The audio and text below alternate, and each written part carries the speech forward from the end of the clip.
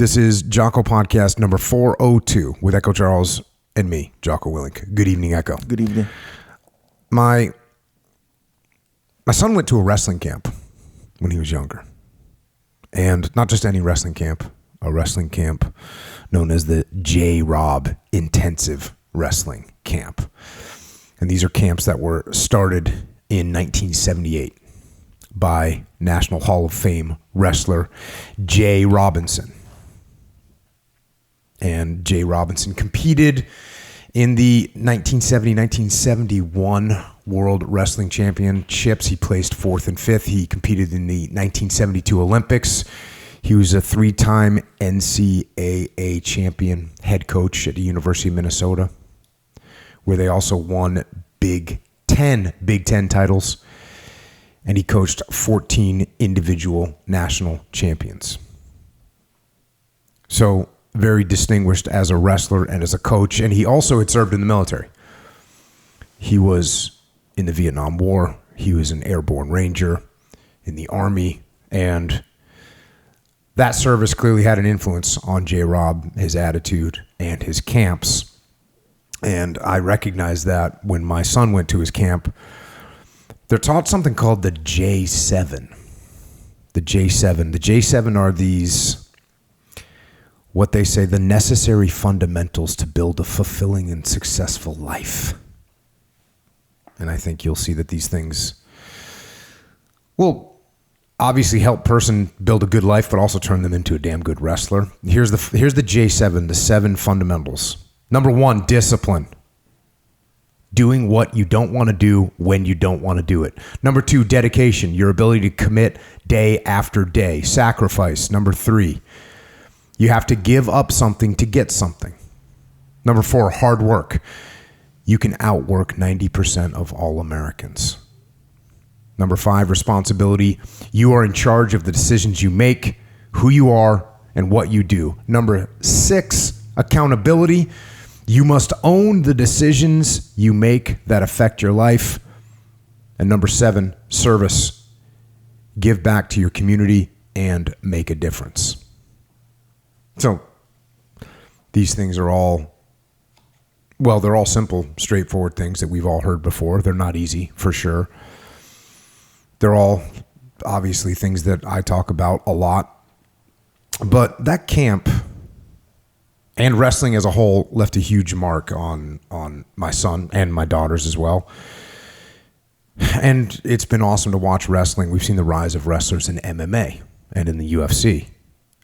Huge list of, I mean, Mark Coleman, Mark Kerr, Tito Ortiz, Randy Couture, Kevin Randleman, Cain Velasquez, Dominic Cruz, Brock Lesnar, Weidman, Rashad, John Jones, Rampage, Henry Cejudo, right? There's been some just epic wrestlers in the sport coming up. And right now, what's neat, if you're paying attention to this sport of the UFC, there's another generation coming into the sport right now. Another generation of American wrestlers, the next generation. And at the head of the pack, the shining example of that next generation is a fighter and a wrestler named Bo Nickal.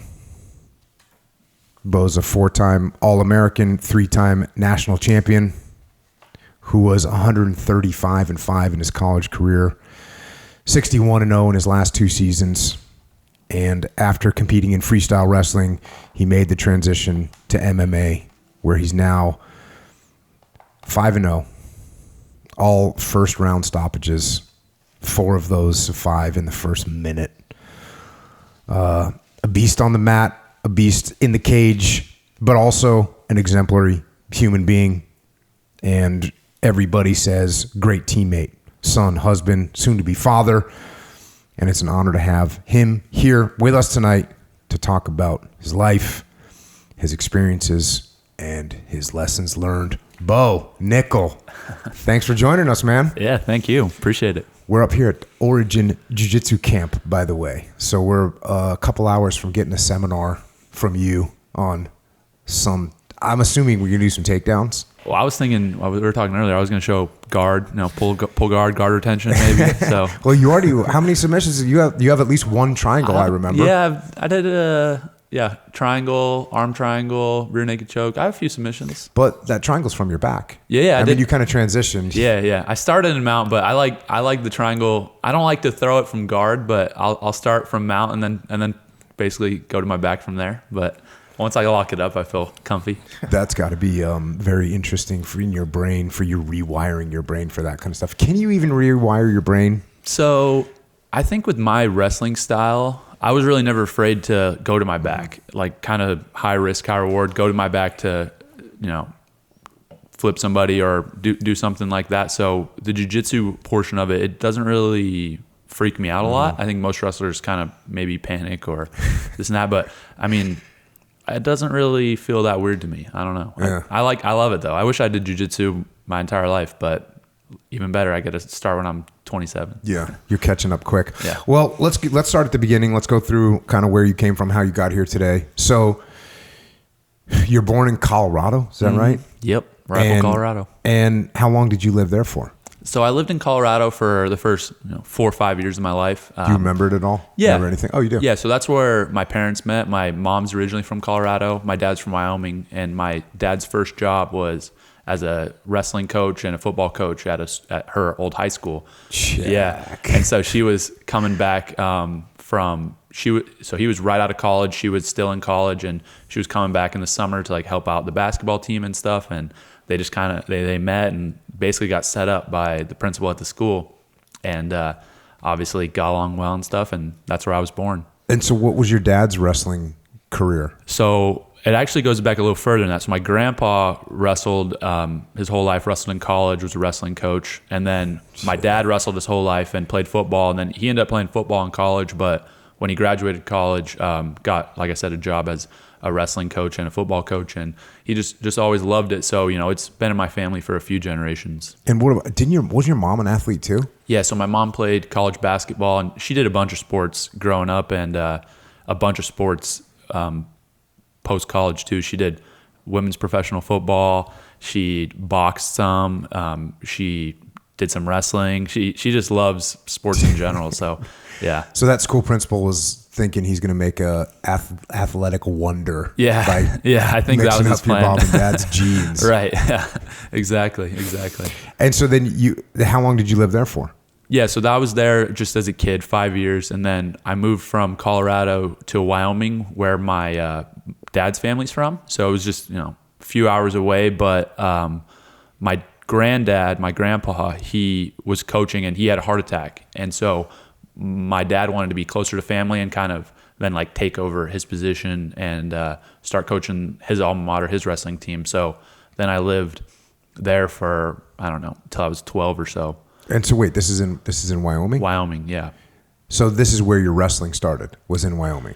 I wrestled a little bit in Colorado, like my very first kind of practices, but not really. Like I was, 5 years old. So really it started in Wyoming, where my dad was running the high school program, running the youth program, and I was kind of just really getting into it, starting to get some actual matches and stuff like that. What approach did he take? Because I get asked this question 5 times a day in some cases. What approach did your dad take? Because obviously he wanted you to wrestle. Right. And a lot of people, they want their kids to do something. Yeah. For me, a lot of times people are asking about jiu-jitsu. But what approach did your dad take that you didn't feel like my dad's making me do this and it's forced on me and I hate it? Because there's people that end up in that situation. What approach did your mom and dad take? I think that there's a couple things that are important. I think that one, I was just around it a lot, when I was born in January, and so February is generally the high school. Did they plan that? I don't know. They might have. I tried to plan it. So my wife's due date is like the very end of December. Oh. So I'm hoping for like a week late. So we'll see, but I don't know. They might have, but it worked out really well. And, but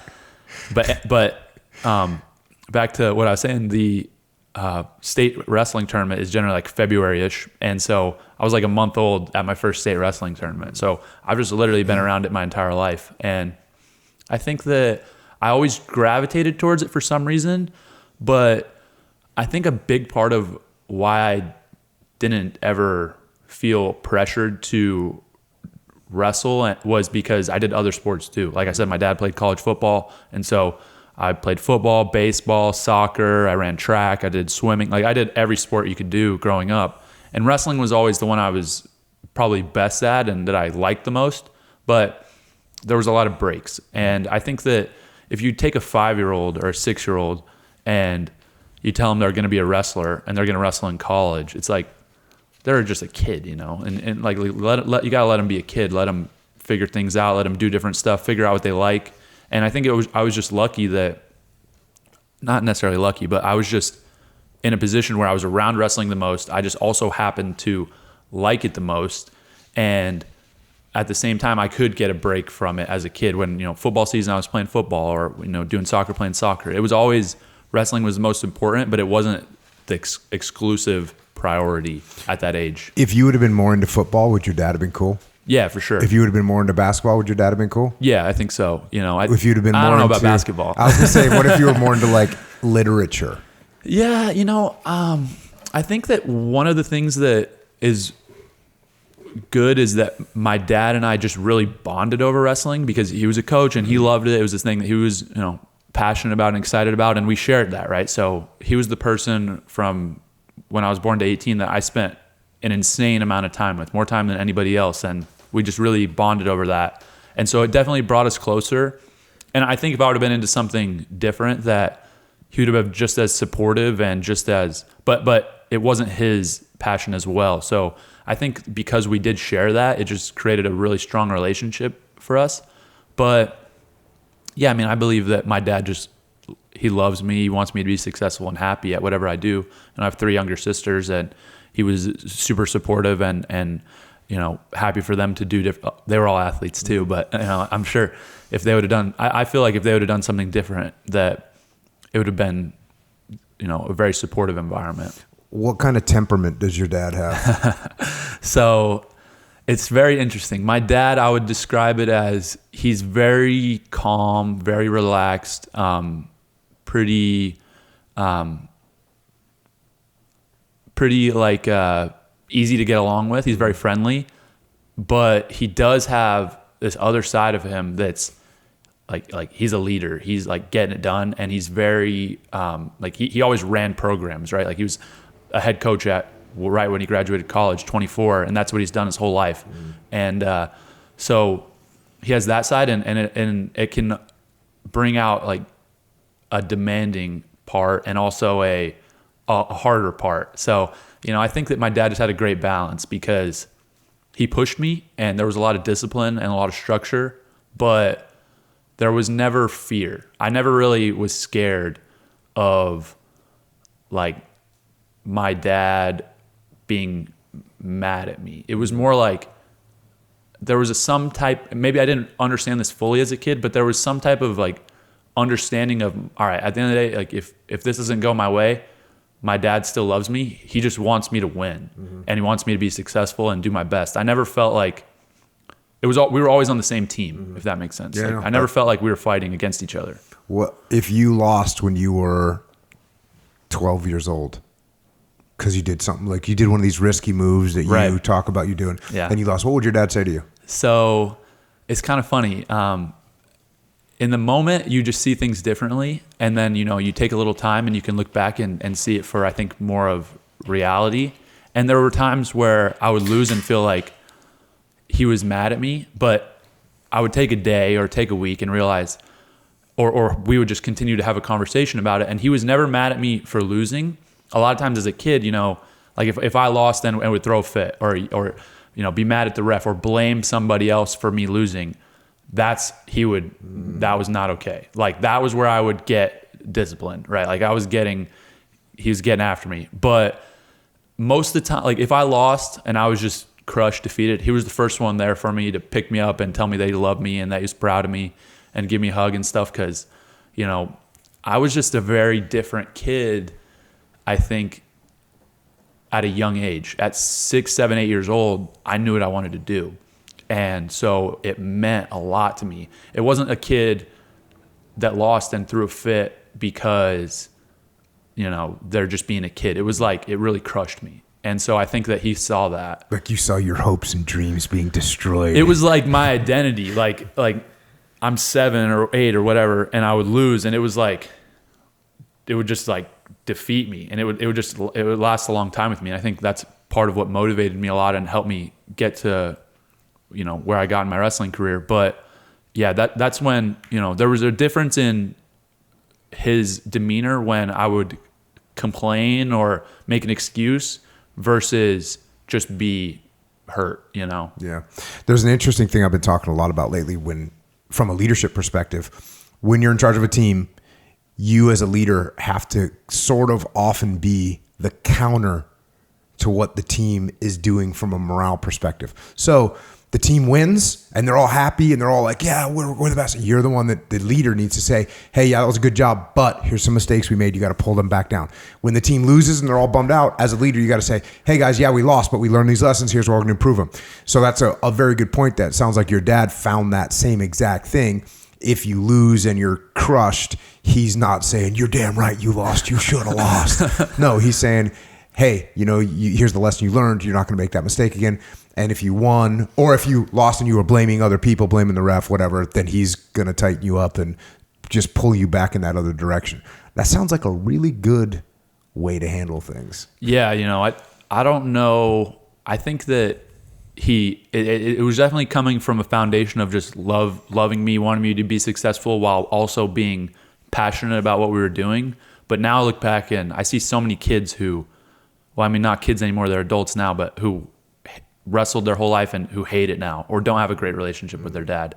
And there's a lot of questions in my mind. I'm like, how did we end up like that? Like, that's crazy that me and my dad are still so close, and he coached me and we spent so much time together. And, when the vast majority of people that were in a similar situation to me, they don't really have the same feelings. I think a lot of that comes down to alignment, right? Because there's a little meme out there, one of those little videos, and it's Matt Damon, the actor, and he's yelling at a kid, and they have like a picture of the kid's bedroom, and there's like a squat rack in there and a pull-up bar and like a bed. Yeah. And he's saying, after I remodeled my kid's room or something, and the kid's like, Dad, I don't want to be like this. And he says, you need to do this. And he says, why are you yelling at me? And he says, because it's a good dream. And so they clearly, like, that kid's not aligned with the dad. Right. But for you, luckily, you guys were aligned. And I think what you this is my experience, what you have to do as a parent, what I have to do as a parent, what parents have to do is your kids, there's a decent chance, like, hey, you might get lucky and your kid happens to want to be, a wrestling champion or whatever, and that's what you're into, cool. But if you want your kid to be a wrestling champion and they don't want to be a wrestling champion, that's where there's going to be a problem. Just like in a marriage, if you want to make a bunch of money and that's what you're focused on, but your wife wants to have quality time with the family, there's a lack of alignment there and it's going to be a problem. So it sounds like you two were aligned. My recommendation for people is you have to align yourself with what your kids want. And look, if your kids are going to go through some phases where they want to do some dumb stuff, right? So we're not going to go there. But as they grow up, they find out what they're interested, they find what their passion is, and you gotta kind of get aligned with them. That's what you kind of have to do. Now, you say you knew. How did you know? What did you know? How old were you when you knew? I would say when I first knew what I wanted to do, I was probably like 7. That's at that point I knew, just from being around who I was around. My dad was coaching individual state champions, state championship teams, guys that were going to college, competing on a national level, and so I saw that and I knew that's what I wanted to do. At that moment it was like, all right, I want to be a state champion, in high school and obviously in youth and stuff. And after I do that, like, I want to be a national champion. I want to be a world champion. And so it was really, just my environment and seeing people that was a reality for. And very young, I think I used to have this old TV that was like the big box with you could put the VHS in the bottom. And I had a VHS tape of, I want to say it was the 2002, it was either 2002 or 2003 NCAA finals. Like I got, like that was maybe the first year they ever broadcast on ESPN. And Cael Sanderson was, that was the year he won his 4th NCAA title. And so I would watch that like every night, like over and over and over again. And, so that was, like I said, I was born in 96. So I was 6 or 7 years old. And I knew like that's what I wanted to do. I had my dad get me the same red headgear like Cael, and when I got more access to film we used to have this DVD set of the best Olympic trials and world championship trials matches. So it would have John Smith, Randy Lewis, best 2 out of 3, Kenny Monday, Dave Schultz, best 2 out of 3, all these crazy amazing wrestlers that competed. That's what I was watching as a kid. I wasn't watching like Disney or movies or stuff like that. We'd go on a road trip to wherever, and my sisters would be so mad because I would throw wrestling in the DVD player, and that was just when I was a kid, and it was just what I loved. And I could automatically kind of just see a difference between me and kind of the other kids that I was around, what they're interested in, and even a difference between me and the kids I was around that were wrestlers that were competing at a high level, just by how much time I spent kind of obsessing over the sport, just because I loved it. Like I didn't really have anybody. My dad never made me do that. My dad made me go to practice, and he made me train, and he would take me to tournaments. But outside of that, there was a lot that went into it that was just my decision. At what age were you when you started training year round?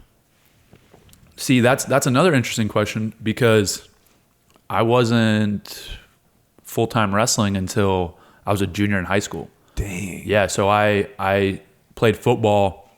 I did tons of sports basically through 8th grade. And then in 8th grade, wrestling and football.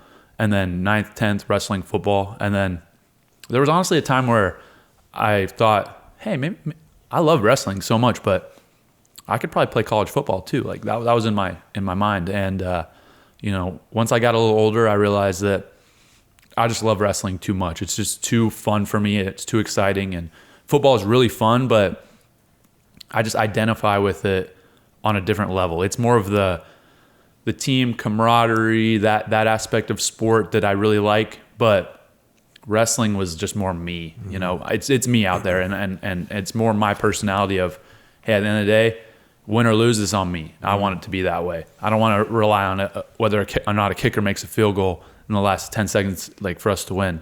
I'm just not that didn't fit my personality as well. Mm-hmm. Well, they say that specialization of young kids isn't as good as people think it is. It's better to have them do a wide variety of sports. They just become more overall athletic. Mm-hmm. So apparently that worked with you. I would 100% agree with that. I think that when I look at a lot of my teammates in college who only wrestled their whole life, they're really only able to kind of move in one kind of way. There's not a lot of differentiation of movement in general. It's kind of like that's how they move. And but I see guys that do other sports, and it's very unique, right? And I think they just kind of have maybe more upside.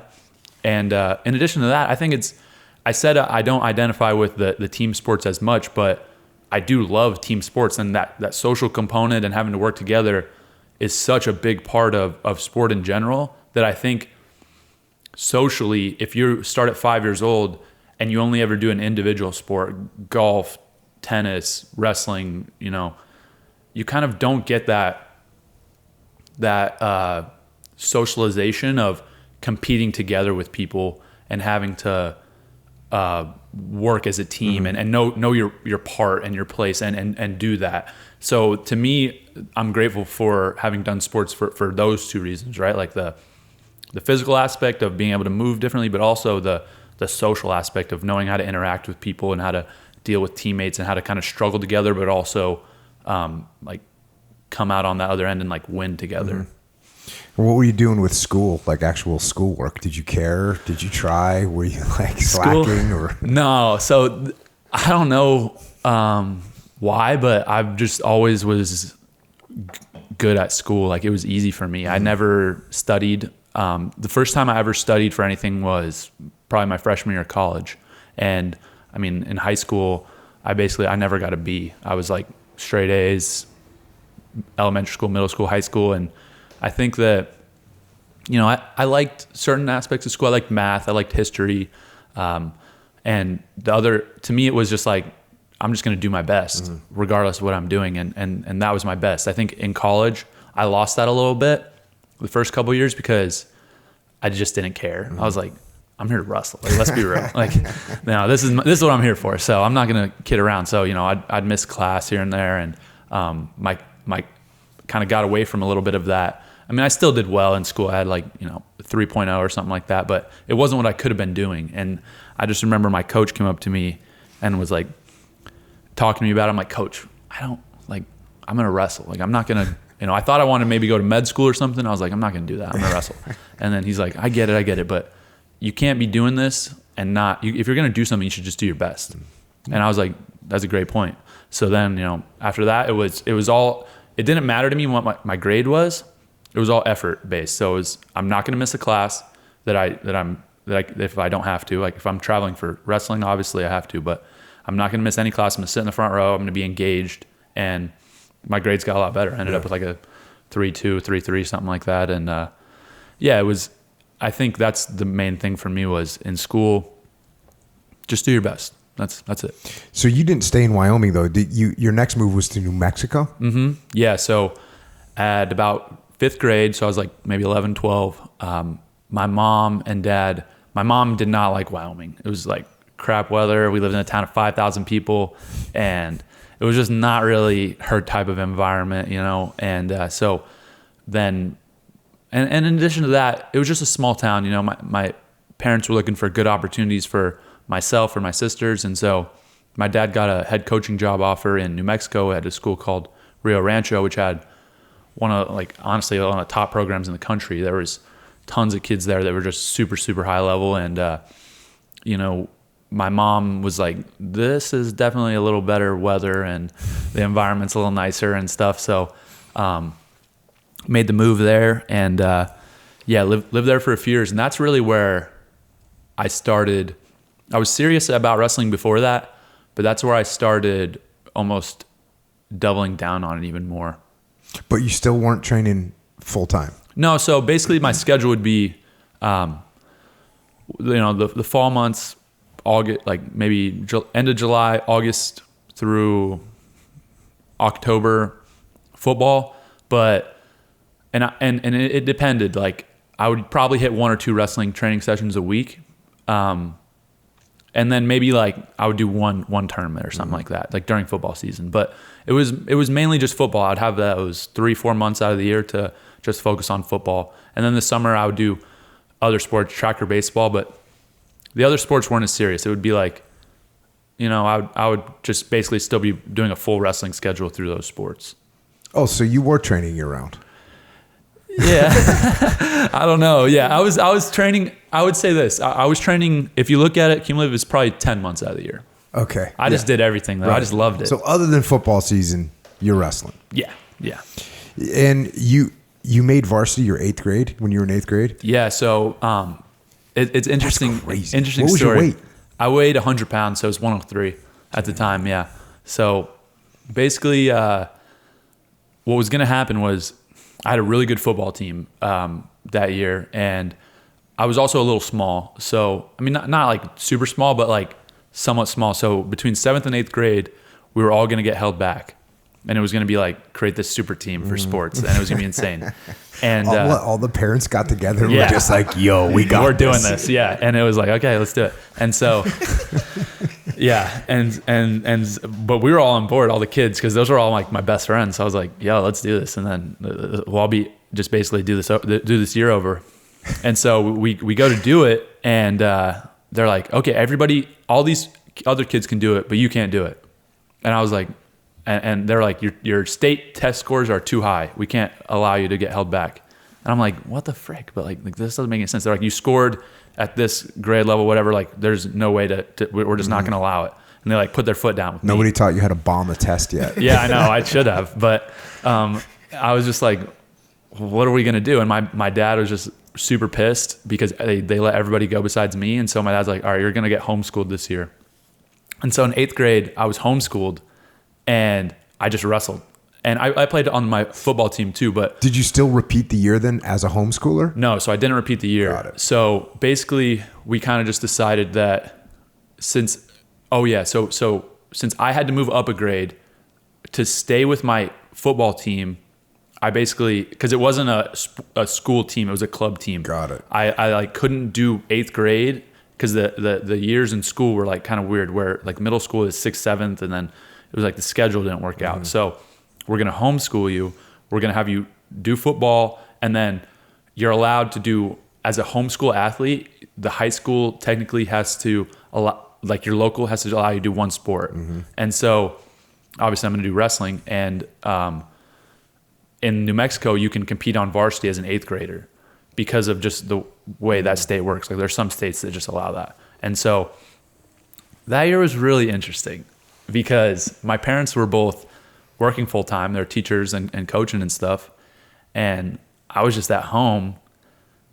Like I basically took a redshirt year and like it worked out. And you're 13. I was like 13. So I would wake up, I would work out. I would do like a P90X workout. I don't know if y'all even know this, but I remember P90X. I would do a P90X workout. And, then my parents, the first couple weeks, they're like, dude, there's all right. people like Googling P90X right now going to sign up for that P90X. Boy. Yeah. And so they were like, all right, here's all your school stuff. It's on the computer. You know, you got history, you got math, you got whatever, all these classes. And I was like, okay. So I did them for a week. And then my parents like weren't really checking. I was like, I'm not doing that. I'm done. So I didn't do school. I just basically took that whole year and I worked out and wrestled. And played football at the beginning, but it was mostly just working out and wrestling. And the wrestling was just with the high school? Yeah, so what I would do was, and what I had been doing up to, you know, from 5th grade on is, and I would do the high school practice, which would be a little earlier, so it'd be like right after school, 3:30 p.m. to 5:30 p.m. And then I would go straight to club practice, 6:30 to whatever, 8. And so I would do... That's like 4.5 hours of wrestling. Yeah, most days that's what I was doing. I would do 2. Yeah. And then I would lift in the morning. I like the fact that earlier you were saying you weren't like a full-time wrestler. And here you are, just doing nothing but wrestling. I just loved it. I homeschooled my son for a few years, and he sounded like he had a very similar schedule to you, but it was all surfing and jiu-jitsu. Just not much. It was great for me. I mean, it worked out because I was somebody that I didn't really... It was just what I needed at the time, you know. And Were your sisters? No, you're just home alone. So I had one sister. She's a year younger than me. That she was homeschooled as well. So it was me and her, and we would just hang out. But you're 13 years old, home by yourself, just doing whatever. Yeah. What did you eat, dude? Dude, the worst. I would like, well, it wasn't all bad. It was like 50% the worst, but I would make brownies like every day. I learned how to make brownies with the old like Betty Crocker box or whatever, and I would just like make a tray of brownies and eat them every day. I don't even think my parents knew. And I would watch movies. I would watch like the one movie I watched 100 times. I watched Joe Dirt. And I just thought it was the funniest thing in the world. How'd you do your varsity or your freshman year or your 8th grade year? How'd you do? I did okay. So our team was very good. So we would travel all over. We'd go to, we'd go up to Colorado. We'd go to Kansas. We'd go to California. We'd wrestle in, all kinds of big tournaments. And I don't remember how many times I lost. Probably 4 or 5 times. And I ended up taking second in the state, which crushed me. It was the worst. Like I had never lost at a state tournament. So from the time I was 6, when I did my first state tournament in wrestling, youth wrestling, freestyle, Greco, folkstyle, so three state tournaments a year, I never lost at a state tournament until the 8th grade, my first year of varsity, make the finals. And I'm actually wrestling a kid that was an old teammate of mine who transferred to a different school and who I beat a couple times. He beat me maybe once, and he got me. And it was devastating. Mm-hmm. It was hard.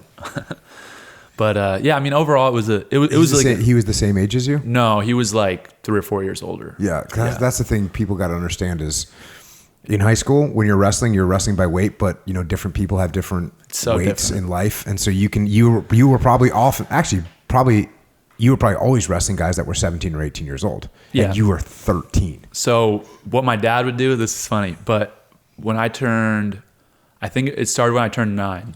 So when I went up till 9, I was probably wrestling like at 6 and 7 and 8, probably 40, 50 matches a year. At 9, it was like, all right, we're doing this for real. I was wrestling like over 100 matches a year. What I would do is I would wrestle the 9-10s, I would wrestle 11-12. So I'd wrestle 10 and under, I'd wrestle 12 and under. And I would wrestle 20 matches in a weekend sometimes. It was like insane. And then by the time I graduated the 10 and under division, so when I turned 11, I would wrestle 11-12. And then the next division was 15 and under. So I was 11 and I'd wrestle 15-year-olds.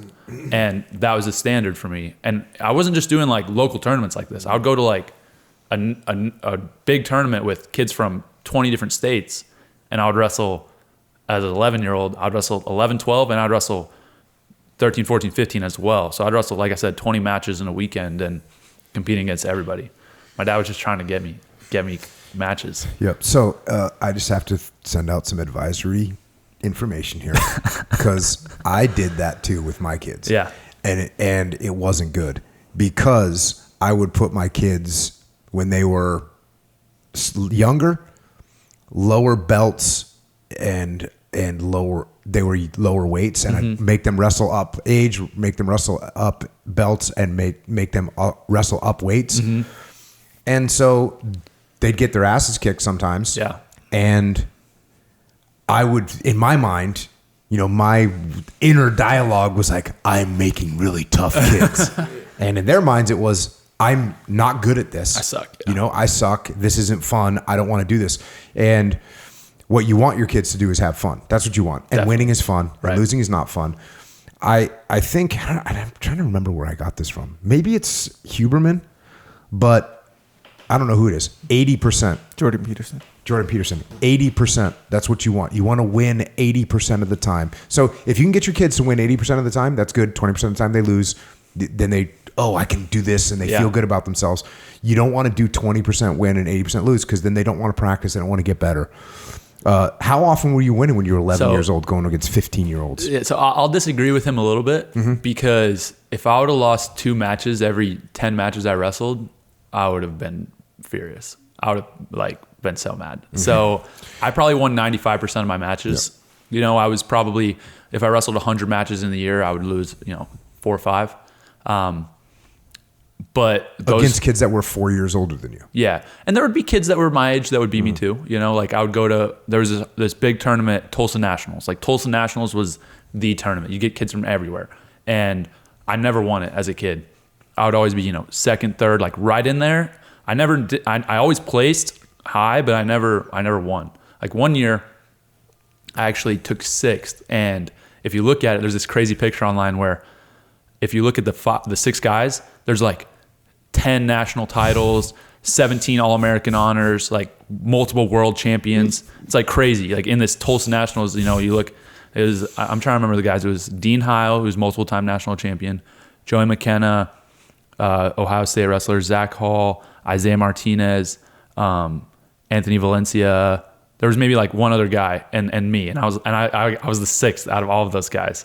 But so I was losing at a pace that for me was good. It was every loss would really hit me hard, but I would be motivated from it. Right. Yeah. And I think that, if you're a parent and your kid is obviously doing well, for instance, let's say you hadn't wrestled as much and you got into it when you were in 8th grade, and your dad wouldn't throw you to the Tulsa tournament and let you get annihilated, because he would have been like, oh no, we're going to go over and beat up some of these kids in this local tournament. And It's all good. Yeah.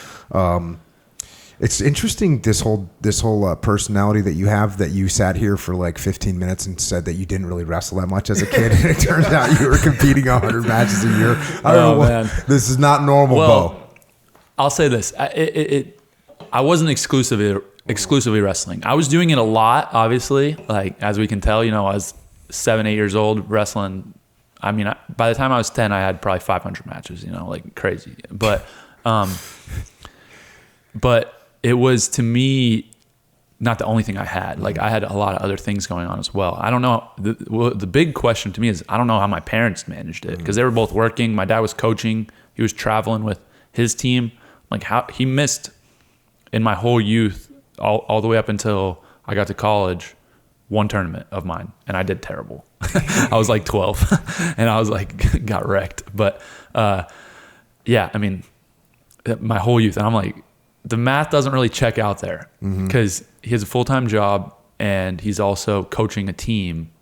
So how does this work? But I'm just like, he did it. So was he your coach always in high school? Yeah. Yeah. So basically what happened was, well, that helps, obviously. Yeah. So up until the 8th grade, we lived in New Mexico. He was always the head coach of the high school. He would have obviously assistants and then, you know, run the youth program as well. So he was with me, coaching me every day. And then after the 8th grade, from 8th to 9th grade, my sisters were getting a little older. We started to realize New Mexico, it had a lot of good things, but the culture wasn't great. A lot of gangs, a lot of like, you know, drugs, just kind of bad stuff. We're near Albuquerque. It was a rougher area. That's also kind of where I started fighting, where I started getting interested in fighting, because big fight culture in that area. But they just didn't really it wasn't really me. It was more so my sisters kind of coming up in that type of environment. So we were looking for places to go that had great wrestling and were more of a family type environment. And so we ended up moving to Texas. And my dad also didn't want to, he was spending so much time coaching and wrestling. He wanted to spend some more time with my sisters. And he decided to kind of take a back seat and just be a dad, maybe do like some assistant coaching work. And once we got to Texas, he basically just coached me, and that was it. And he wasn't like he was a teacher, but he didn't coach like on the high school team officially until the coach was like, please, like, help us. And then. Now, you said in New Mexico you started getting, and I quote, interested in fighting. Does that mean you were getting in scraps? Oh, yeah. Okay. Oh, yeah. So I always kind of, just being like a boy and wrestling and playing football, it's like, that's a normal thing, right? Like scrapping. But in New Mexico, it really got turned up to like 100, because we were right near Jackson's. That was right when all these dudes were coming out of there that were absolute killers, you know, Rashad Evans, Keith Jardine, Cowboy Storm, like so many guys. And so that was just such a normal thing. So what we do at these tournaments, first off, like my friends and I would just fight. It'd be like, oh, let's just fight for fun, you know? And then what we started doing was we'd go to wrestling tournament, local tournament at a high school or whatever, and we'd get, 15, 20 kids, right? And we'd go back hallway where nobody was, the tournament's in the gym. We'd go out the gym through the cafeteria or whatever and find a back hallway where no parents were, nobody was. And we just get in a circle and we just fight. So you'd wrestle your match, boom, you go out there, you'd fight. You'd go wrestle, you go fight. So I would get like 10 wrestling matches and I would like fight 10 kids at the same time, like the same day. And that was just what I started doing. It was just fun. I just loved it. But it was, a little crazy, but that's just kind of where I first got introduced to fighting and saw it as something that I was like, I like this, Yeah, right on. Now, moving to Texas, wrestling's not huge in Texas.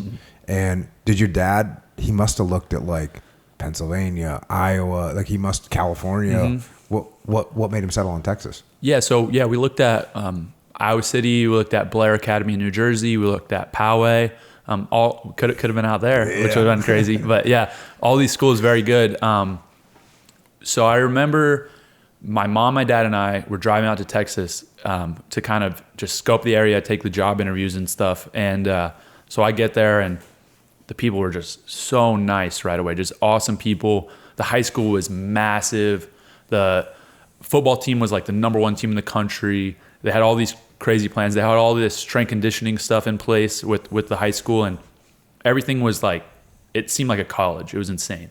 And so my parents saw that they had a high school science teacher, that's what my dad does, and they had a middle school PE teacher, which is what my mom does. Like, those jobs were available. And it was like, okay, cool. That's a little weird that these two jobs are perfectly already available. So they interview, they get the jobs on the spot, and then they're like, okay, like, give us like a day to think about it.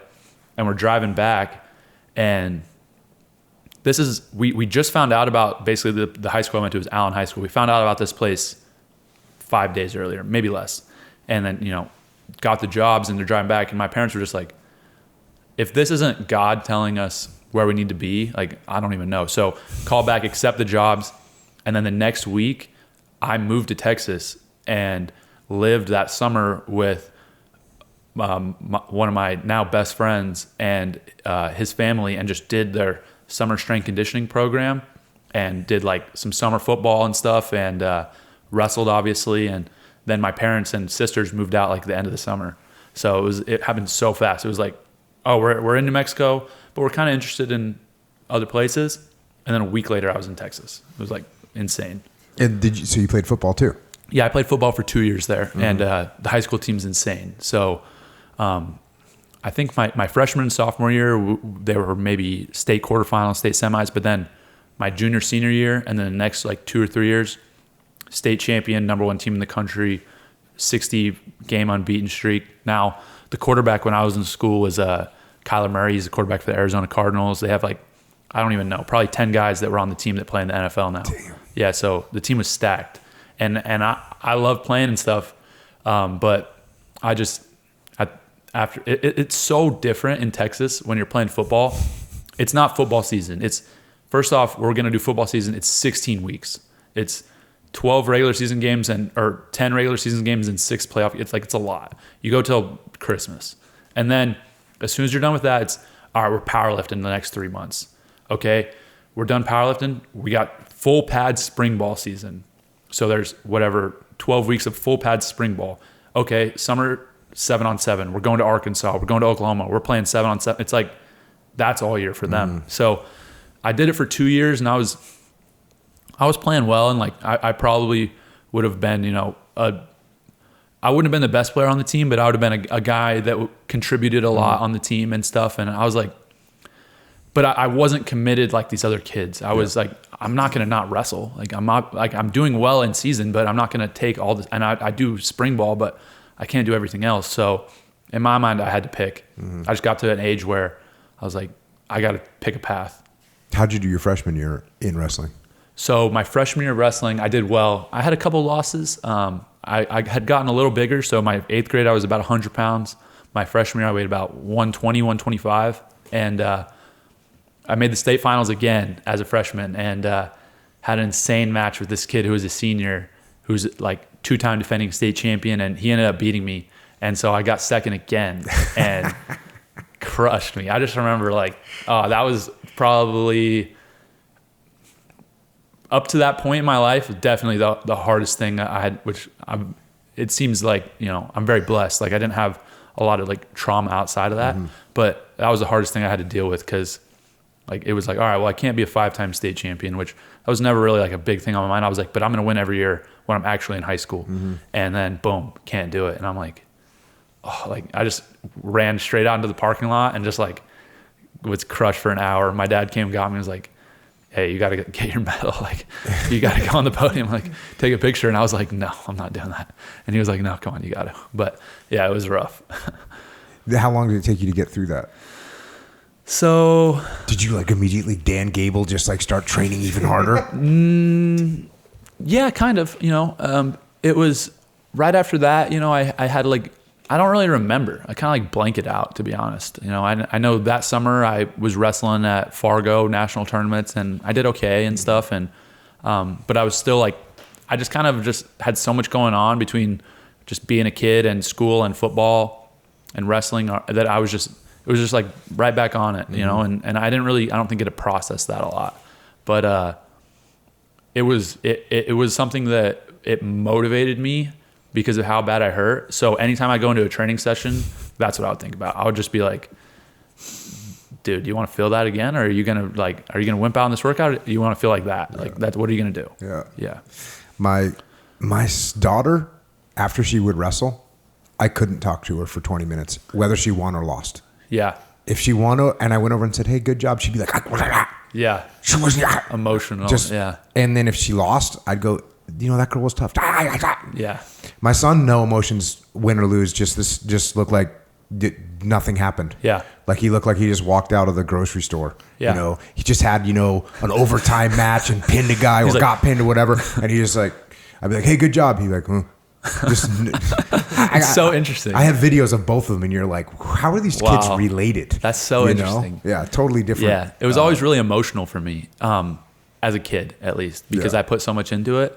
So I feel like there was, at that point, it was like, unless if I did what I wanted to do, I was like, whatever, cool, I did it. Mm-hmm. But if I lost, it was like crushed me. Or if I won in a way that I wasn't, you know, sufficient, then I was like insufficient. Yeah, if it was like insufficient winning. Yeah, like let's say like I was just mad because I'd be like, and at that point it would be like a lot of excuses. It'd be like, well, he was stall and he back, like, why don't this guy wrestle me? And I'd be like, and I had to grow out of that though, you know. So it was just very, very emotional thing, which I just, it was good and bad, right? Like if you let that control you, it's gonna end up really affecting you a lot. And it did, you know, even through my college career. But once you learn, you have to learn a lot about yourself to be able to kind of move past that and use it efficiently versus letting it kind of dictate how you feel. Are you cutting weight at this point? No, not really. No. So I weighed 100 my freshman year. I wrestled 103. You know, I'd cut a little weight here and there. Maybe my freshman year my 8th grade I was 100. My freshman year I was 125. I'd maybe get up to 129, you know, but so nothing. I didn't cut really. I never cut. My senior year of high school, I wrestled 182 and I weighed 170 pounds. It was best for the team for me to just be up weight. So I was just up. Yeah, so I just was gave like, up whatever. 12 pounds. I've never been a big weight cutter, you know. Even in college, I started off 174. Sophomore, junior year, I went up to 84. My senior year, I was 197, weighing 200 maybe. So when I was weighing probably actually, I'd finish practice 194, 195. So that's crazy. That's just what I weighed. I just never been a weight cutter. I always focused on getting better at wrestling. Weight cutting is obviously an important part of the sport, and you know I would do it here and there. But you know, I just wasn't interested in doing that. I was interested in getting better. So you're state champ, 10th grade. Yeah, so that was a big like right or wrong for me. So that was a big moment. I felt like, all right, we're kind of turning a corner here. Yeah. Same thing, 11th grade. Yeah, it got a lot better. So that was the first year I just did wrestling exclusively. And I went from probably a 10 to maybe an 8 to 12 kid in the country to like number 1. You still are going to like roll into some dual meets or something where you've got some kid that's been wrestling for like 2 years. Right? Yeah. That's just... I got a good story about that. So, and especially in Texas, like, there's just not good wrestling in general. Like, you get to the state tournament, the finals. There was one division at the time, so you're gonna wrestle somebody good. It's a huge state. There's gonna be somebody, but you're at the district tournament or whatever, and it's like this kid might be his first year, you know. And I'm like the number 1 kid in the country. So, I remember one year. So our rival in football was this school, South Lake Carroll. They're a Dallas school, very good at football. And we were wrestling them in a dual meet. And I was like, got all my boys. I'm like, yo, come out to this duel. It's going to be sick. Like, South Lake Carroll, let's do it. We were getting posters in the hallways and promoting it. We never got people at the duels. We'd get 80 people maybe because nobody cared about wrestling. Our team was state champ. We won state up to this year like 13 years in a row. Like my high school team, like we were as a team, my junior year, a top 10 team in the country. We were very good, but nobody cared about wrestling. But this one duel, I was like, yo, like, let's get it. And we had probably 600 people there, you know, like there was a lot. And I was like, this is going to be crazy. This is going to be sick. And I go out and I'm looking and I'm like, this kid is so bad. Like he can't even walk straight basically. And I'm like, what am I going to do here? And I'm still, you know, young, so I don't really know. And I just low single off the whistle, pull his foot, and he just like, boom, falls back. And I just like jumped on him, and I pinned the kid in like 4 seconds. It was crazy. Like, no exaggeration. I know 4 seconds might sound like a hyperbole. Like, I'm not exaggerating. It was 4 seconds. And the ref was like, bing, slapped the mat. And all my buddies were like, what? We like, came out here for this. Yeah. And I was like, damn, I probably shouldn't have done that. I probably should have taken him down a few times, made it cool, but whatever, you know. So yeah, you would get that once in a while with just kids that don't never wrestled, right? Like they're just like, oh, I'll just try wrestling. Like, oh, frick, this is what we're doing. Yeah, you probably could have wrestled like the entire weight class all the way up. Oh, yeah. Then, so you said you're the number one in the country right now. What are they basing that off of? Are they basing that off of those big like Tulsa tournaments and stuff like that? Yeah, so the Tulsa tournaments are really just youth, so up to 8th grade. But then once you get into high school, there's different sets of tournaments. So is that like Sun-Kissed Kids and those? Or is that still youth? That's still youth. Okay. Yeah, so in high school, you have the big tournaments during the folkstyle season are the Ironman, the Super 32 is a big tournament. They just have like big high school tournaments, and then in the off season you have like Fargo tournaments. Right. You have now you have like U17 and U20 World Team Trials. So those are very big. So it's basically just how you're doing against these other guys in the high school season and the off season. And my team was traveling everywhere. So we'd be in Ohio, Wisconsin, California, Oklahoma. Like we were wrestling all over the country. So and you're winning these tournaments. Yeah. And that's why you're number one in the country. Yeah. Coming out of Texas. Yeah, just it's a small sport. So you go to a tournament, like you're probably gonna, if you go to a big tournament, like let's say you go to a big tournament in Missouri and you get 50 teams there, you're gonna get probably 1 or 2 kids in your bracket that are ranked, right? Like, just kind of the way it works. But yeah, so you're competing against these kids regularly. A lot of these kids I wrestled since I was little, right? Like wrestled them as an 8-year-old, and now I'm wrestling them in college. Like that's not a uncommon thing. When does the recruiting process start, or when did it start for you? I would say right about then. I was looking at schools, kind of trying to figure out where I wanted to go my junior year. We'd have college coaches, talk to me, especially ones that were close, like Oklahoma State, and then schools that were maybe a little smaller that wanted to like get in early and try to. They just have to recruit differently than a big school, but it really started heavy, I would say. Yeah, like right after my junior year. So I committed to Penn State in between my junior and senior year, but really like the end of my junior year, it was like heavy. And like, do they reach out to you? Yeah, so they'll send letters at first, maybe like request your transcripts, stuff like that. But a lot of times, you're traveling to tournaments and you just see guys there. Like I said, again, it's a small world, so you just know coaches, right? Like when I was probably 5th, 6th grade, my dad brought Coach Cael in for a clinic at my high school. So at this time he was competing. So like but it was so we knew him, right? Like we talked to him. Like we see him at a tournament, like we would say hello, like. So a lot of the coaches, they know me or they know my dad at least, so they can just text him. I don't know if that's legal, but like Penn State didn't do that, but of course they didn't. I'll say this. Penn State is so by the book, it's insane. Like every other school didn't really, like they were just basically hitting me up, messaging me on Twitter, this and that. Penn State, they started late and they came in at the very end. But you knew Cael already? Yeah, I wouldn't say we knew him. Like I said, I'd done clinic and it wasn't like I was friends with him or my dad was friends with him, but like we knew each other. And he's from Utah, so kind of like Utah, Wyoming, Colorado, a lot of those people know each other. It's just they're wrestling at the same tournaments, stuff like that. So was this like the easy decision for you, or was there other schools that you thought about? There were a lot of other schools. So up until that point, I took a bunch of unofficial visits. So I visited University of Virginia. I liked them a lot. I visited Nebraska, Oklahoma State, Ohio State. Basically what happened was I wrestled at a tournament in Ohio. It was the U17 World Team Trials. And before the tournament, I went to Columbus and visited Ohio State and met with the coaches and stuff. And I was like, oh, this is great. Like, I love this place. It's awesome. And they had been in contact with me and stuff. And they're like, all right, full scholarship, you're set. Let's do it.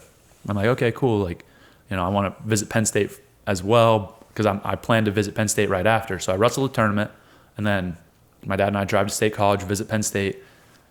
Vibe is so different, but I love it. They're like, I just remember this. They just everything with Ohio State was, which I loved Ohio State, but it was so flashy. Like they took me to the football facilities. I remember the quarterback, it was like JT Barrett or somebody like that. He's throwing passes to receiver. They're like showing me like, this is big time. This is cool. And I'm like, this is cool. Wow, this is incredible. I get to Penn State. I go up into the coach's office. The office is like this big. It's like normal couches, and they're like, "So what's up? Like, you like wrestling?" I'm like, "I like wrestling." Like, do you guys like wrestling? Like, we're just like having conversation. They're just trying to get to know me and stuff, and very, very casual, laid back. And then I walked around campus and stuff, and I was like, "I like these guys. Let's figure this out." Every other school at that point had been 100%. Your school's paid for. You're good to go. And then Penn State, I was like, a few weeks later, my family was taking vacation to the Cayman Islands. We never took a family vacation. This is the first one we ever took together because I was always wrestling. And they were like, I'm like, I want to get this college thing figured out before I go on 7-day vacation and don't have my phone and stuff. So I was just told the coaches, I'm like, yo, make me an offer. Like, what are you guys going to do? And they're like, okay, here's what we can do. We can do 50% your first year because we have a big recruiting class. After that, we'll give you 100%. So you're going to have to come out of pocket, out-of-state tuition, 50%, $25,000, something like that. And I was like, done. Let's do it. I'm ready. And I called Coach Cael, good with me. I'm committing to Penn State. Let's do it. And then I leave on vacation. And somehow the news got out a little bit. I was like, don't tell anybody. Like, keep this between us. Like, don't say anything. And I don't know how it got out. Coaches told somebody, I don't know. But anyways, I come back and they're like a couple missed calls, couple texts, blah, blah, blah, what's up? So then I have to call every coach because I didn't want to now people just do announcement on Twitter and then people figure it out. I wanted to be like, these coaches invest a lot of time into me. So I'm going to call, John Smith. I'm going to call Tom Brands. I'm going to have a conversation with these guys and let them know where I'm going before it's tweeted live, which was interesting. So that's what happened. Yeah. It was the right thing to do. It was definitely not fun, but it wasn't that bad. Yeah. I was just like, I only had one bad experience. Right on. Yeah. We'll keep that one for off recording. Yeah. When you're in high school, you're just dominating, but you're doing these other tournaments. Did your dad, did your coaches, were you started to do anything like from a mental perspective to get ready to compete? That's a great question. In high school, I'm trying to think. In high school, it was just all honestly intuition, off the cuff. Like, my dad, I think, was just a good natural leader in that. So the way he would structure his practices is we'd get our warm-up in. He'd have everybody kind of do like a team, maybe some push-ups, some like ab type work. And then he would give everybody like a quote of the day, do like a quote of the day, kind of some type of mental motivation or mental how to approach competition or practice or focus, whatever that was. It was different every day. And then, so it was something that was kind of talked about as in that sense, but I didn't do specific coaching to me until I got to college. And but I felt like I had a good base and understanding of just kind of the natural like mental game of how to compete. But there were still a lot of things that I think that were holding me back. When you were in high school and you were getting ready to do the finals in the state tournament, what was going through your mind? 10th grade, 11th grade, 12th grade? Yeah, so in high school, I think that the main thing that I would think about was obviously winning and losing was on my mind heavy, but I would think like, just push that down. Just don't think about it. Just go out there and send it. Like, just get after it. Like, go out there and freaking go for it. And that's kind of was like my coping mechanism was I'm just going to go for it. Like whatever, like, let's go, let's do it. Like, I don't care. Like, kind of just like cowboy up, like, let's go. And that's kind of was my only real mental kind of strategy for dealing with stress and pressure and competition while I was in high school, which it would work out a few times, but not as consistently as what I would have liked it to be. Yeah, we actually, I got asked a question about this, handling stress, and we did a podcast about it. And I, for the first time in my life, thought about what I did going into stressful situations. And what I came up with was like everything in the beginning was all like, oh yeah, okay, you're going to practice, you're going to prepare, you're going to rehearse, you're going to do all these things. You're going to think about how it's going to go down. I had all those things, but there's one thing that I've been doing my whole life that I never really thought about, which is kind of very similar to what you just said, which is basically up until the execution, I'm super humble. Like I practice, prepare, plan, think through things. rehearse again, like all that stuff that comes from humility. And then like when I put my night vision goggles on, when I lock and load my weapon, I'm like, I'm going to kill everybody. Like I can't be stopped. Like we're going to crush the enemy. So there's a level of cockiness that comes out. Confidence. Yeah. Just like, okay, I'm ready to go. And even if I'm going to talk to a group of people, like I don't sit back, backstage like, oh, I hope I don't mess anything up. No, I think like, oh, I'm going to go, these people are going to get their worlds rocked right now. Let's go. So I had this, just was doing archery up in Montana, and I was shooting with Leif, my buddy, and I was shooting, and because we had done this podcast, I had this mindset, and I was going up there, and we're doing the 3D archery shoot, and so there's freaking crazy targets, they're between trees and uphills, downhills. There was one of them that was a little white rabbit at 72 yards. Like these are hard freaking shots to make, and for the first time ever, I went through the whole course with one arrow, right? Which is hard to do. It's 25 shots, one arrow, and these are crazy shots. But I was talking to Leif, and I told him that, and I was like, hey, bro, when I walk up to that line, I'm just like, I'm gonna freaking smoke this thing.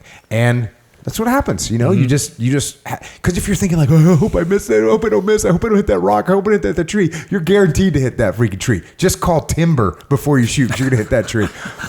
And so I think that's similar to what you're saying. And that the interesting thing is that's kind of that's how you wrestle. Like when people watch you wrestle, it's easy to see that you're going, I'm just gonna freaking get after it, I'm gonna send it. Yeah, for sure. I think that I just always had that was naturally just me, my personality, and it got kind of, I guess, highlighted and brought even more to the front when I would compete.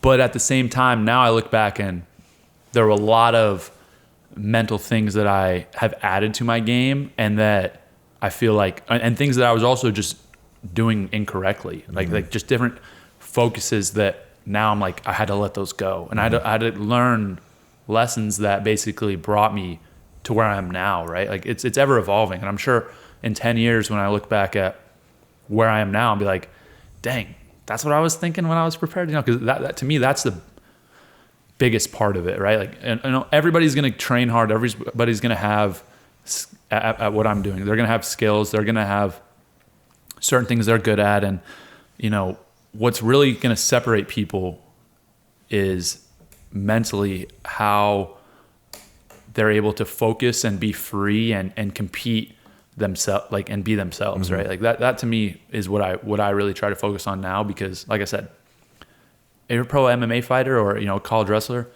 everybody's got reps, dude. Everybody's got reps. You got to be elite. Not only at that, you got to have a different part of your game that sets you apart. Just before we get into college, when you're growing up, you're doing like strength and conditioning with the football team at Allen for those first 2 years. Are you naturally strong? Are you one of these people that's like, look, your dad played football in college, your mom played basketball in college, like you have good genes. Are you abnormally strong? So I had an interesting strength. I was always explosive and fast. Like I could shoot very fast shots. I could run pretty quick. I could change directions fast, but I was never a strong guy, a guy that's going to grab you and you're going to be like, whoa, what the heck? But I was a guy like, I could pick you up and put you down fast, but I had to work a lot from all the way from high school through college, really. And still to this day, my weaker points are like that brute strength, right? Like that's not really, and I tailor my style around that, but I think you still have to have some of that. So that's what I work on. I work on the squat, the bench press, the freaking just like not the explode through somebody, but just like the grind somebody down. And that's to me what doesn't come naturally. So I work on that a lot. So you show up, you graduate state champion. You only got it 4 times, 3. Oh, wait. Oh, that's right. Because you're a freshman. That's right. Yeah. Dang. Weak, man. I know. Weak. I feel like at this point, how many years later is that? So 2010. So 13 years after, I'm a little okay with it. Like 1%. I'm 1% okay. Actually, no, that's not true. So 3-time state champion. You graduate, finish your senior year. You go to Penn State, and you redshirt your first year, meaning you're there, but you're not participating You're not competing. Not competing on the official team. You know, I'm competing in open tournaments and stuff, and training every day. And that was a very interesting time. It was really interesting. I think back about that time in my life a lot. I think I'm in a similar time right now with MMA and getting into MMA. So yeah, interesting stuff. And you basically decided to do this because it gives you another year to train, learn, get stronger, get more mature, and that's what you do. Yeah. How old are you at this point? Like 19? I was 18. Yeah. Oh, So okay. I was 18. Yeah. I basically, for me, the red shirt, it made a lot of sense for a lot of reasons. I needed to develop and get better. I was very raw, naturally talented. I had some good fundamentals, but overall, most of my wrestling was wild gunslinging, like, you know, and I would come out on top most of the time, but there was a lot of risk, and I needed to develop a different side of my game. And so I was like, you could put me out there against anybody, even a guy way better than me, and I got a shot. Mm-hmm. But that really wasn't what I was looking to do. I wasn't interested in being a guy that has a chance to win. I was interested in being the guy that you have no chance like to beat me. That was what. So the red shirt year made sense. So you're working with Cael. What are we calling him? The greatest collegiate wrestler of all time? Yeah, definitely. I mean, collegiate, yeah, easily. Just unbelievable, and like a presence, right? And I've never met him, but like you can watch him and he just has a presence about him. Part of it's because he is the greatest, right? But there's another component there, the thing you can't really identify. What's it like with him for the first year? What's that situation feel like? So the situation's so interesting because, like I said, he was my idol growing up. It was like the guy that I watched, and he was that guy I wanted to be. And, you know, I wanted to be a 4-time undefeated national champion because that's what he did. And, you know, that's something that, to me, for the first while, I'm just kind of watching him. I'm just like, wow, like, what's up with this guy? Like, he's quiet. He's very quiet. And so he does individual meetings with the guys at the beginning of the year, especially freshmen, to kind of get a read on him. And I'm trying to figure him out. And this is what he does. So I roll into his office. He's got like a big desk, and he sits back and he just goes like this. He's like kind of swiveling in his chair and just staring at me. And I'm like, we sat there for like 60 seconds and nobody said anything, which is a long time. Like if you're actually doing That's a super awkward. Yeah. And so he's seconds. like leaning, and I'm like, so what's up, coach? And cause I'm waiting for him to say something. And, but then, I don't really remember the rest of the meeting. I just remember that. But then I feel like he was trying to figure me out. Mm-hmm. But yeah. And I think the first bit was just figuring him out and being around him, kind of understanding what he thinks about, what he focuses on, what he wants me to do. Like, what do you expect of me, coach? Obviously expecting to win, but how do I get there? And I think that first year was mostly learning through absorbing it, just being in that environment and just absorbing it and seeing not only him, but the rest of the coaching staff, the rest of the team, how they do things, what they focus on, what their mentality's like. And I mean, I tried to really like be present and be around him and really like, I was wrestling him a ton and just like absorb everything that he was kind of putting out. But it was a big learning curve because, like I said, I was very raw and had a lot of good skills, had a lot of success, but had, in my mind, you know, just as many kind of flaws in my game and in my mentality. What's the culture? How would you describe the culture there? This, by the way, there's Penn State right now. They're the kings, right? What's their record right now? Past 10, 15 years? Yeah, I think we've won 10 out of the last 12 national titles, and it's just insane. Yeah. So yeah. What's driving that? What's the culture feel like? Yeah, so you know, it's interesting because everybody talks about how much we win, but we really never talk about winning. It's all about, you know, the principles that the program are built on. It's gratitude. It's knowing what you want. It's taking care of each other and focusing on effort. Like really at the end of the day, those are the main things. It's like effort, gratitude, know what you want, kind of in that in a different order though. It's know what you want, it's effort, it's gratitude in the correct order. So that's the things that I was learning, and I think that they just take things to a different level as far as attention to detail and being good at and proficient at wrestling technically is definitely what is focused on most. I think that they obviously have a specific system and a way they do things on the mat that's very different. I think they're 20 years ahead of everybody else. But in terms of what, technique or how they're drilling or how they're what? Everything.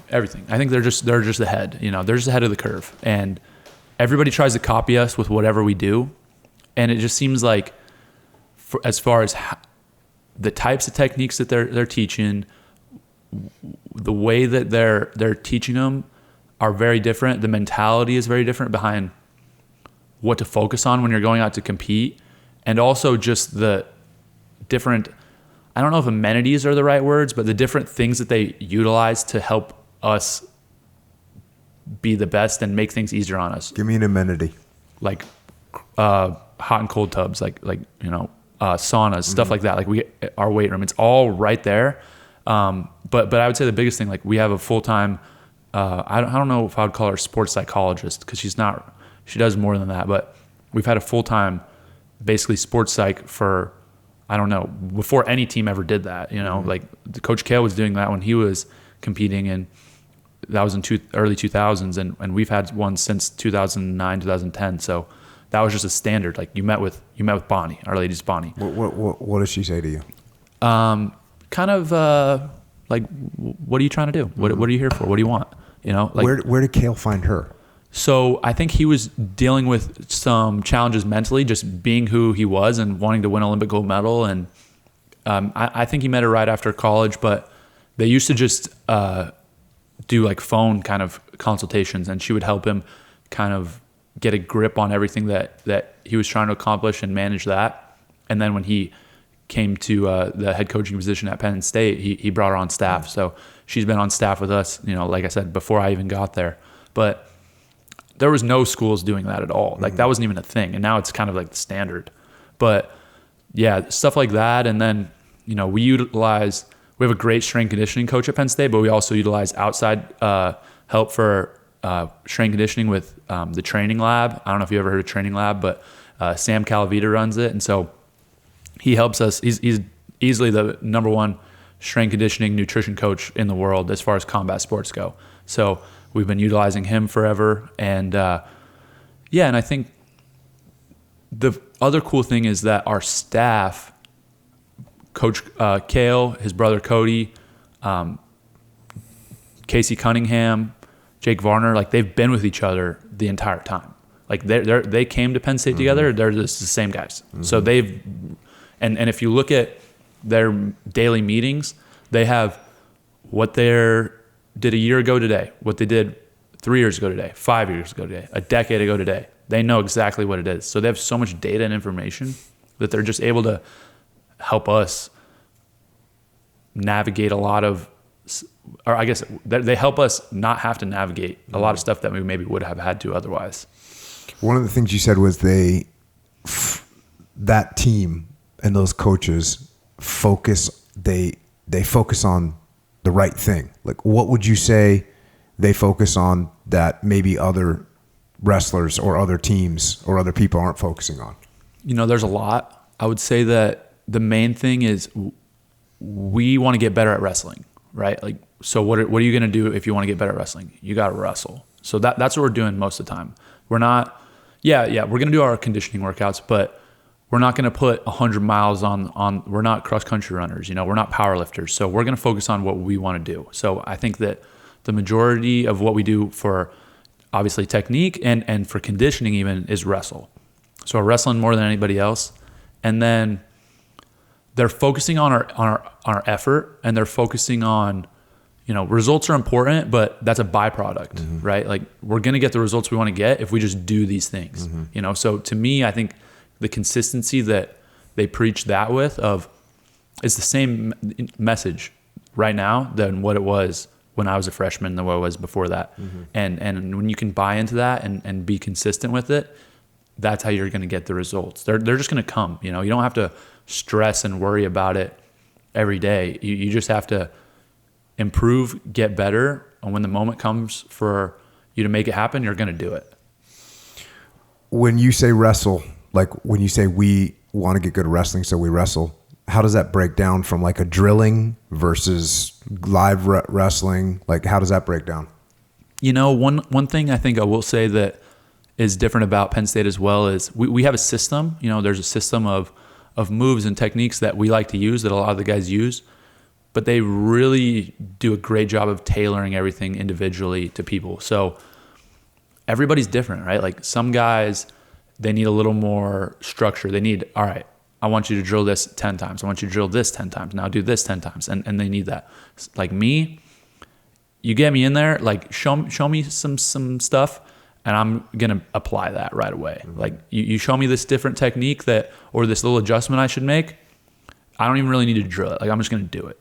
And, you know, it helps to drill it. So I'll still do some, but I think the ratio of drilling to kind of light sparring to live wrestling is adjustable for individuals, which that just takes effort. So they're putting more effort into doing that. Spending time with guys who need more time, spending less time with guys who maybe need less. They're just flexible. And I think that most coaches, it's like, get in, this is what we're doing, boom, boom, boom, boom, mm-hmm. Done. Check the list, we're out. So it's a little bit more of an open-minded attitude. It's way more open-minded, and it's just what makes sense. It's like, all right, well, what makes sense for me at 197 pounds isn't going to be the same as what makes sense for 125, who is a freshman who's 500 record. Like, he needs something different than me, you know? So mm-hmm. That's what they do. They give him different mm-hmm. I guess, kind of coaching.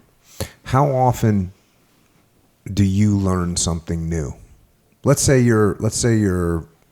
your freshman year. Yeah. How often are you, Cael, or one of the other coaches going like, hey, here's an actual new move for you, as opposed to like, hey, you can clean up your double, you can clean up this, you can clean up this.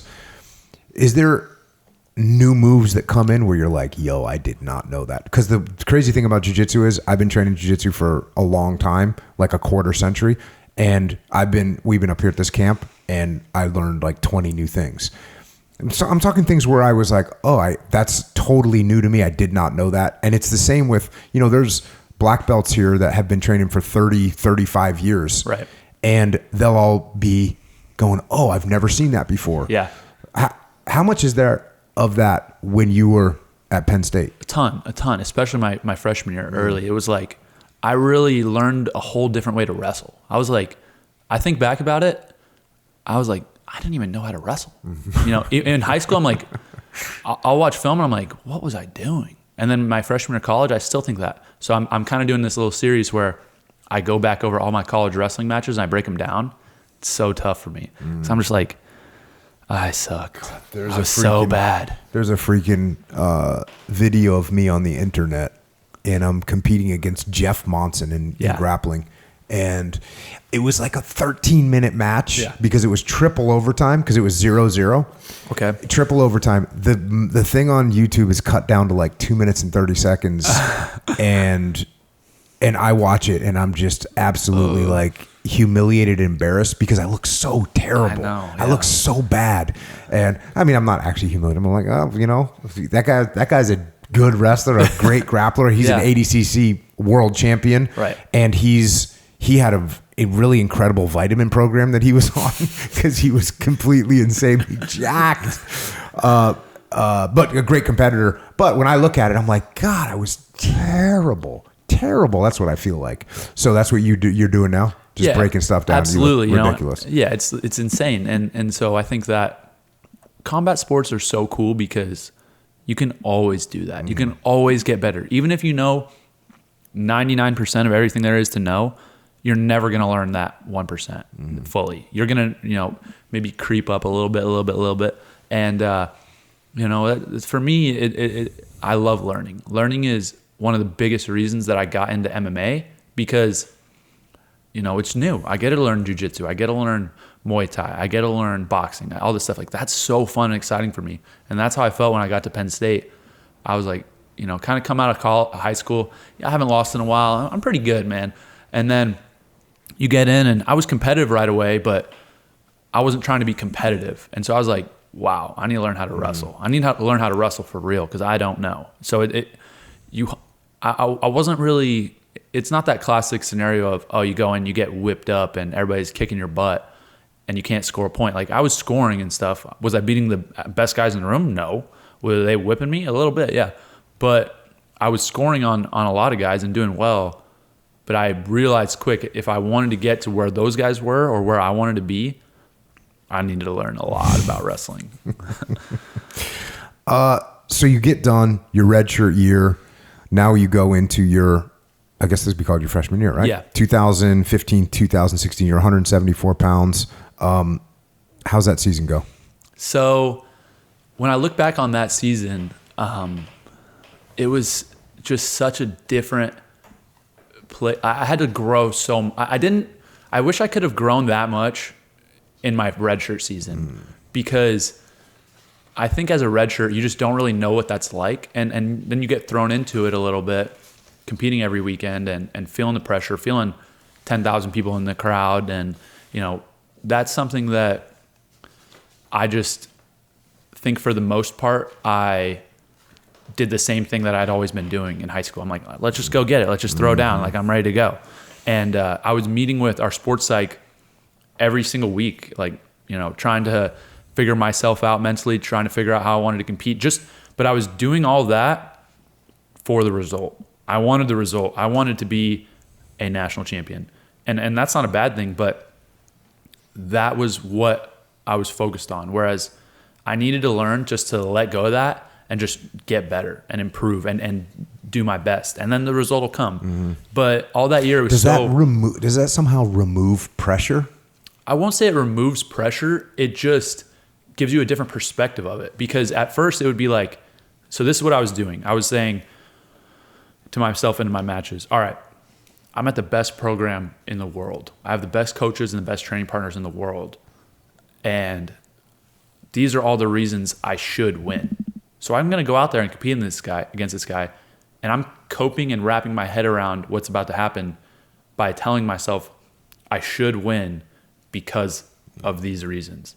When in reality, what I needed to be doing and what I realized that I should be doing is, one, the guy who's going to win isn't the guy with the best training partners, the guy that has the best coaches, the guy that works the hardest. It's not the guy with the most heart. It's just the guy that scores more points. It's the guy that gets his hand raised. It's the guy that wins the match. It's a match. So that's what I'm trying to do. It doesn't have none of this stuff. Maybe it affects it, but that's not why the outcome happens. It's just who scores. Okay, I have 2 points. You have 0. I win. That's it. And so that's based on effort in that moment and being present.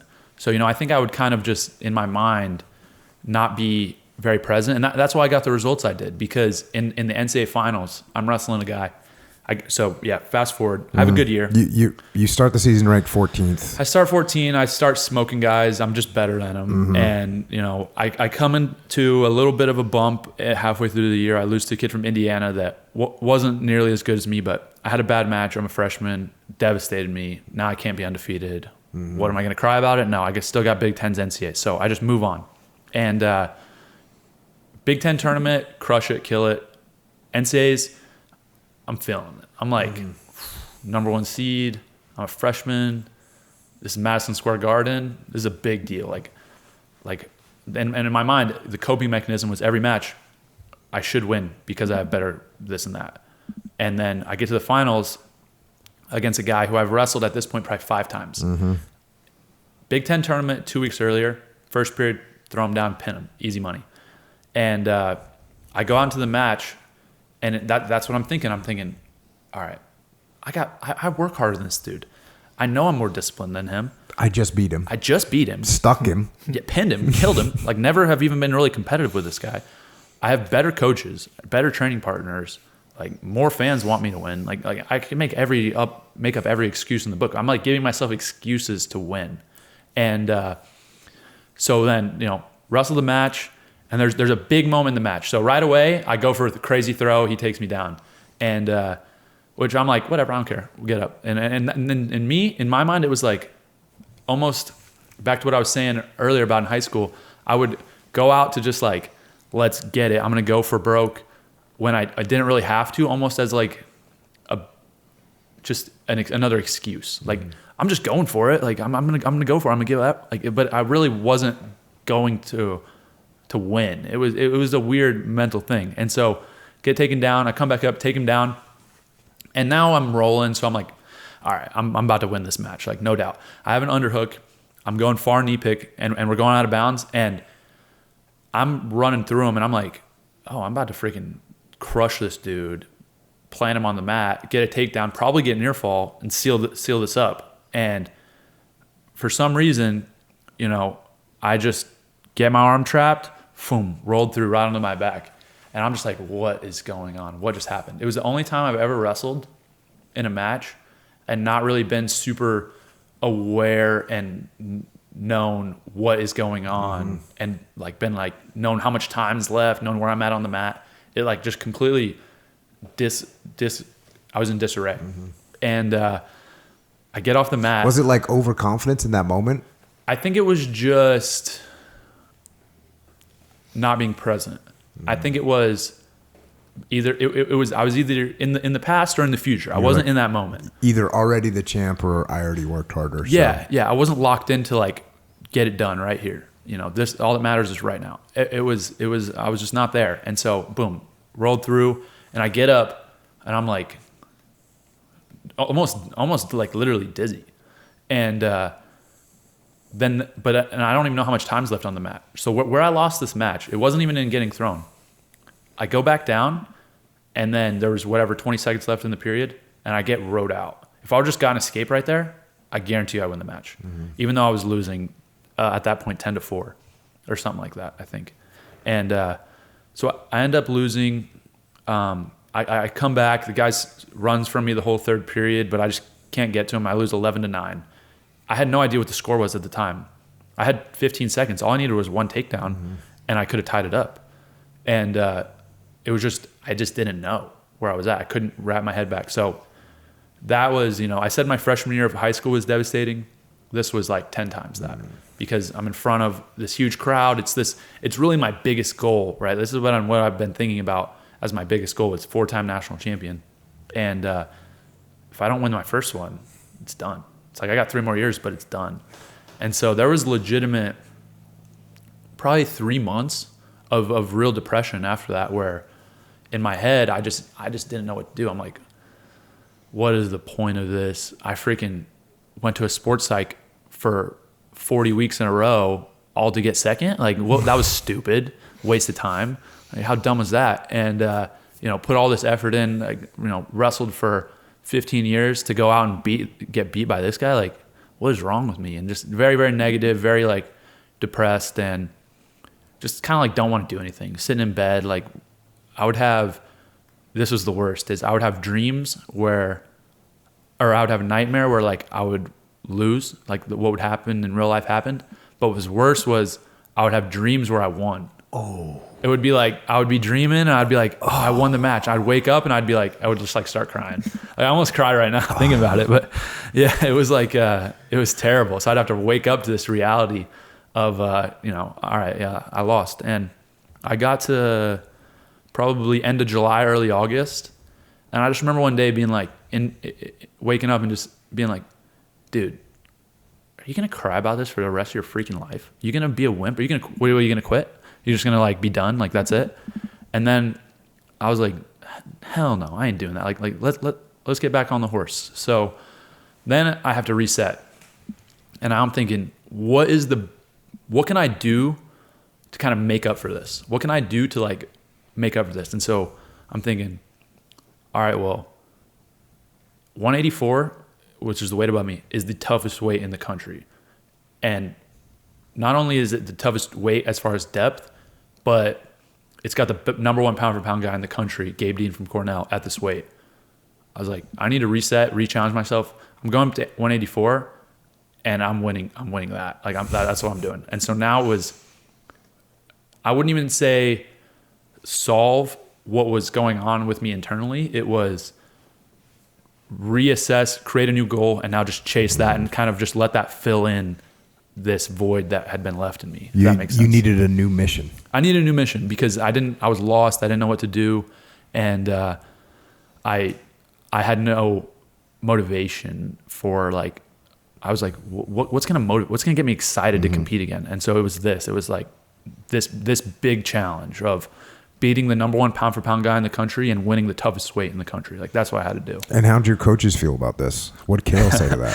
So I told him, I was like, Coach, I'm going up to 84. And he was like, I think we want you at 74. So why don't, you certify at 74? And I was like, we'll see. I certified at 184.0. I was like, I'm not giving you guys one shred of hope that I'm going 174 this year, because I'm committed to this. I'm all in, because we did have a really good guy at 184. He was a good friend of mine, and I was like, this is going to work itself out. But I'm a team guy. Like, we had won the team national title at my freshman year. That was very important to me. And so, but I was like, I see it from a different perspective as you. We have a couple of good guys coming in at 74. My guy 84, he can move up to 97.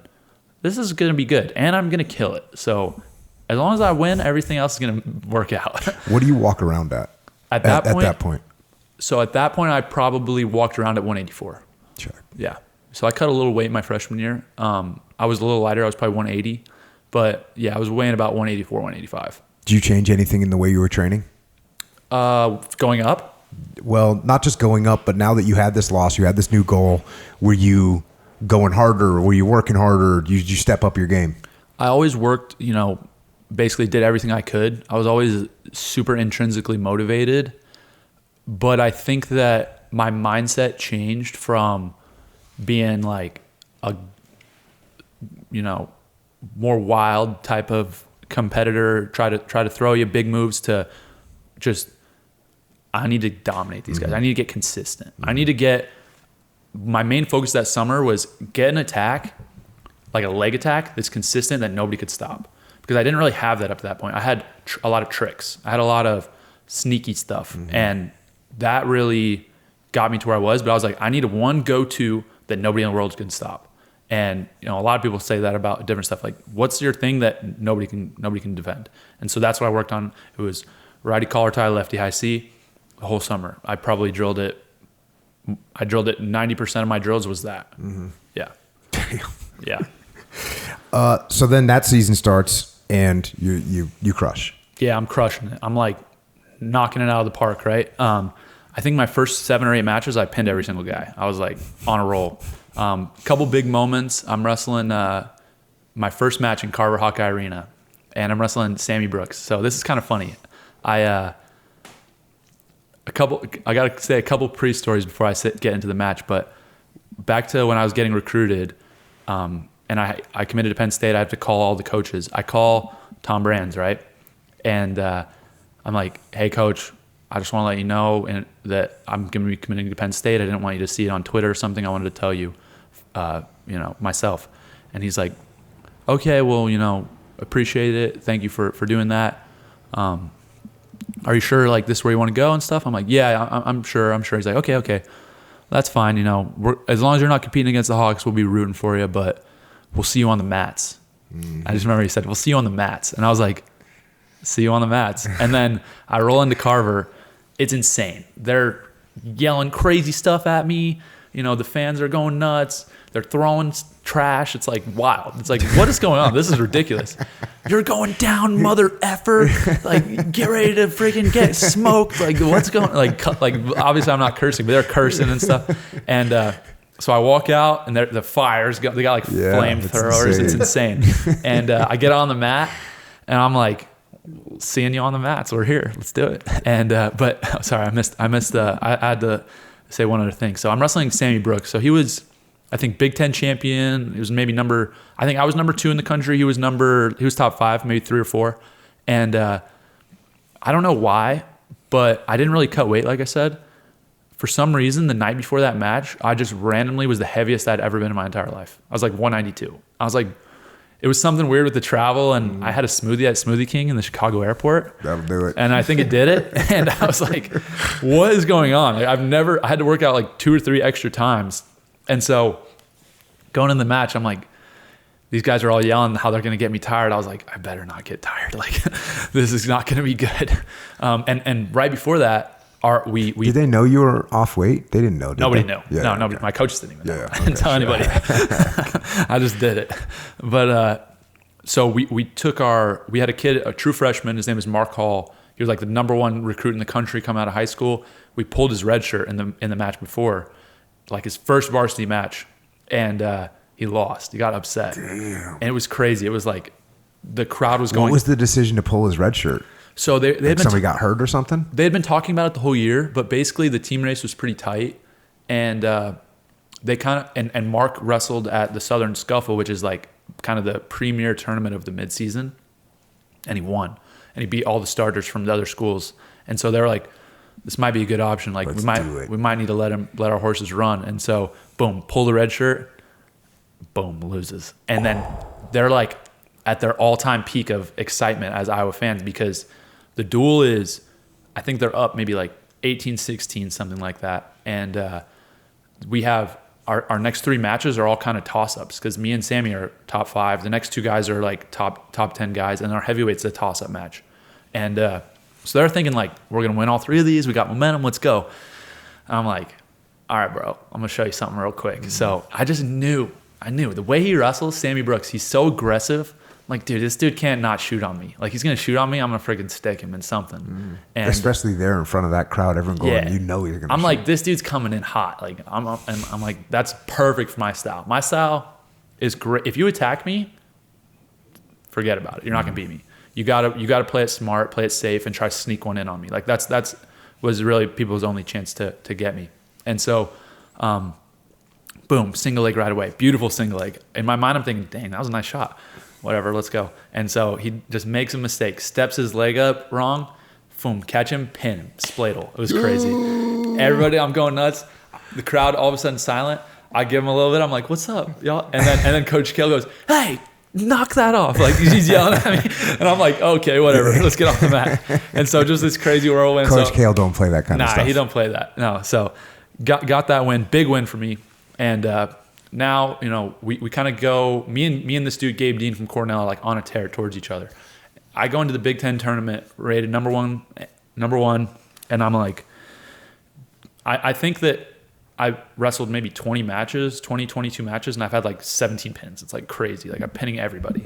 And like, I pinned Sammy Brooks, I pinned the Oklahoma State kid. I probably pinned like 3 or 4 top 5 guys. And so going in the Big Tens, I'm feeling confident. I'm like, all right, let's go. I have a bye. I'm in the quarters. And then, boom, I have to wrestle the Ohio State kid who beat me the year before. I wrestled him in the duel earlier and beat him up 8-2 or something. And so I'm feeling good and not really nervous at all. And we go in and we're wrestling and I take him down right away. And I'm like, all right, like, kind of got this on lock. And boom, he takes me down. And then it's tied. And I'm like, okay, like, this is a little more competitive. And he shoots in on my leg. And I freaking, like, my LCL just, boom, pops. And I'm like, what the hell was that? I don't even know what that was. But whatever, like, let's keep going. And I, like, just kind of struggling. And then the match it was a weird match, just gets away from me. And I don't take him down. He beats me 5-4. And I'm like, what just happened? Like, I just lost? Like, that's crazy. And I remember going off the mat and it was weird because... What tournament was this? This is the Big Tens. It's like in the quarterfinals of the Big Tens. And it was just kind of unexpected. And I wasn't really that nervous for the match. And after I lost, I felt so weird. I was like... I just was like... It wasn't upsetting like my other losses. It was like... I just couldn't really... I just felt like I didn't know what happened. I just didn't know why I lost. And I was like, all right, well, I'm just gonna move on, I guess. I don't know. It was I've never felt like that after a loss. And so go the rest of the tournament, I take third. He's wrestling the kid from Iowa in the finals and he loses. And he goes in the back. I just remember this so vividly. He goes in the back and he's like yelling, like screaming, so pissed. And I just remember feeling like, all right, I need to figure out how to like, I'm not going to deal with losses like that anymore. Like, that's not really what I'm going to do. And I was like kind of finding myself also with my faith at this time. And, you know, my faith was always something that was very important growing up and something that I really tapped into a lot. But I was really learning a lot about it in this kind of time period of my life as well. I was having Bible studies with some close friends and really diving into what that meant to me and just kind of thinking about life on a bigger level outside of wrestling. And so actually my fourth match, I was wrestling a dude from Nebraska and I hit him in like a sick, like a judo throw, and I completely tear my LCL. Like my knee is like this and it goes, or like my knee's here and my foot's here and it just goes, like I'll show you a video after. It's awful, but tear my LCL completely. Like I can barely walk. And, but I won and I got third. And so now I'm thinking, I'm like, how am I going to get ready for the NCAA tournament? Like I still got to go win. Like I'm not really, okay, I lost. Cool. Move on, whatever. And, I still got the NCAA. I think that's why maybe I was able to refocus, because I still had this goal of being NCAA champion. And, you know, I was like, I can still do this. So I take the 2 weeks. I'm not really training. I can't really train at all. I'm just doing rehab. And then we get to the tournament. And I just felt like through all the growth that I'd done in my faith and all the growth that I was doing just in myself personally, at just a great place mentally, and not feeling pressure on myself the way I was before. And I didn't really know why 100% in that moment. But first round, boom, tech fall. Second round, I'm wrestling the kid from Nebraska who I wrestled at the Big Tens. He was an NCAA finalist, multiple-time All-American. Pin him. Semifinals, or wait, no. Second round, sorry, I wrestled Binghamton, pinned him. Third round, I wrestled Nebraska, pinned him. Fourth round, I'm wrestling the Iowa kid that I pinned earlier in the year. And I just knew, I was like, dude, this guy's good. He's not going to be able to stay off his back. I just know it. 60 seconds, boom, pin him. So I went tech, pin to the finals. And I'm just killing it. I'm like, yo, I'm not losing. There's zero chance. So confident. Watching, at the same time, I had 4 other teammates make the finals all in a row. So 49, 57, 65, 74, then me. Shit. There's only been, up to this point, 3 teams to ever have 5 guys in the finals, and we were the third. And I'm watching Gabe Dean wrestle, and he's having like tight match here, tight match there. Semis is kind of close. And I'm like, yo, I got this, dude. Like, you're done, bro. So the entire year, I always visualize myself and Gabe Dean wrestling last match. So I knew it was going to be, boom. He's a senior. I'm like pretty hyped up. So they're going to make this the last match of the night. And I would do this because my buddy, he laughs at this story, because me and my best friend Tony, he was on the team as well. We would be walking back to the parking lot, and it was like probably maybe a little over a quarter mile to our car from wrestling, and I would always hand him my backpack.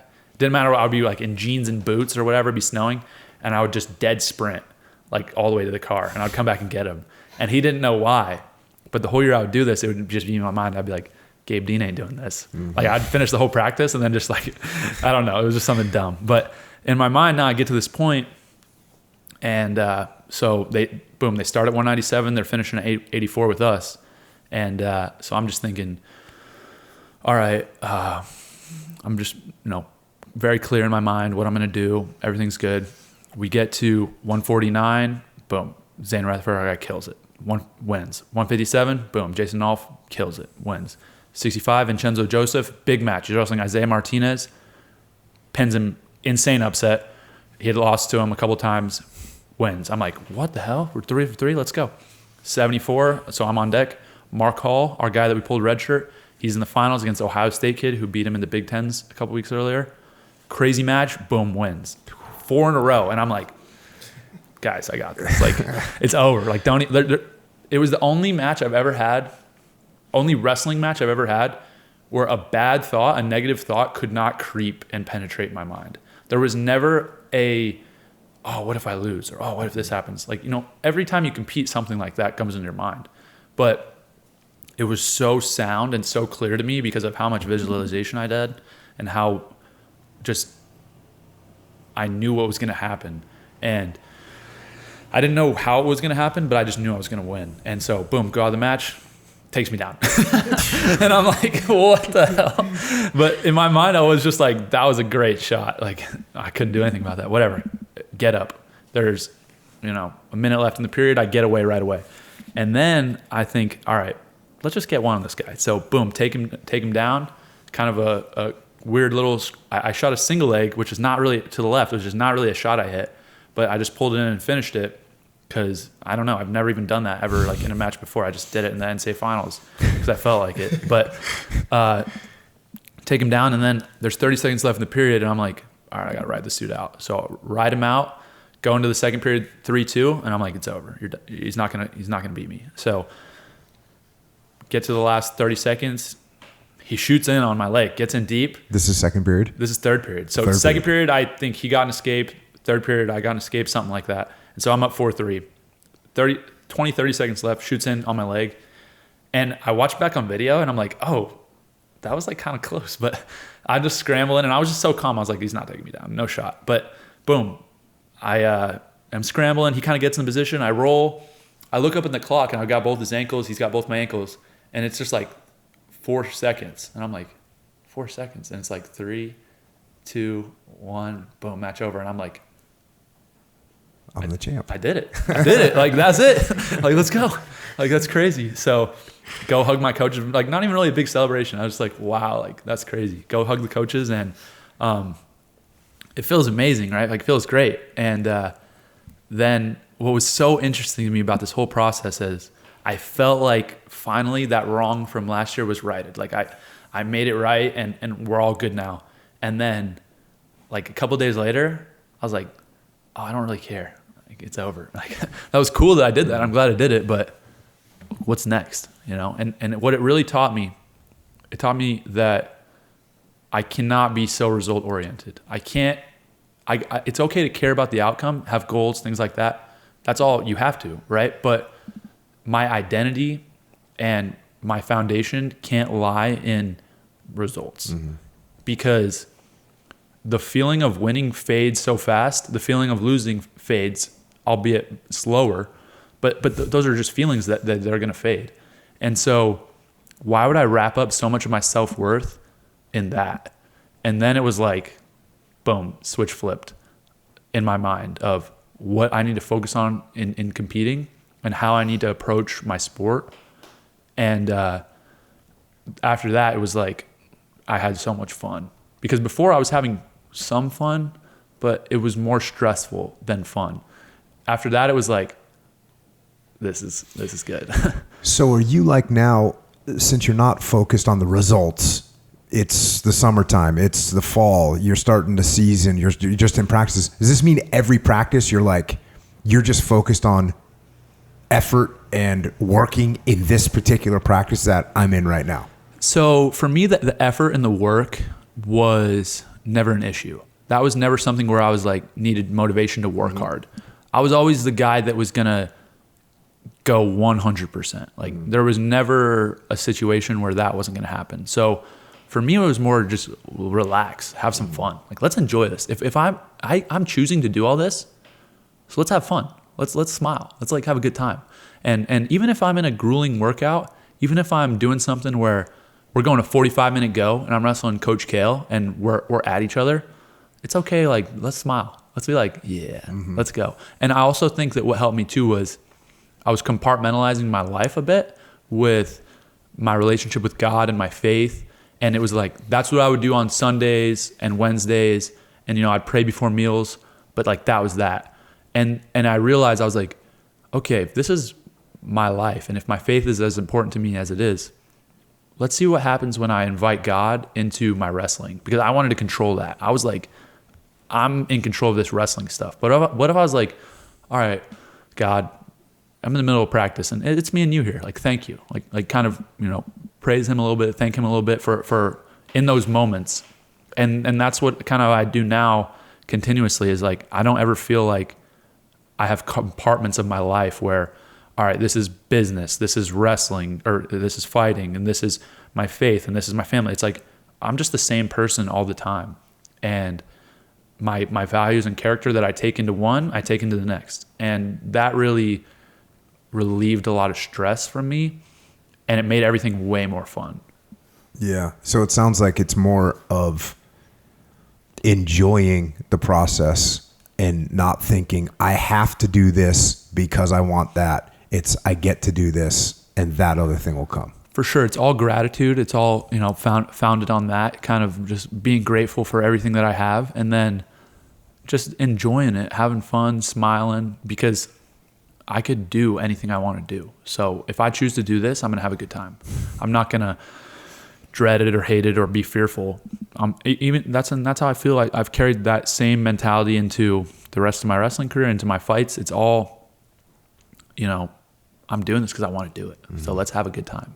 But it's not that, so it keeps that fun kind of free spirit, but I'm also not at that point where I use it as an excuse, what I did as a kid. Like, I'm just going to go for it and see what happens.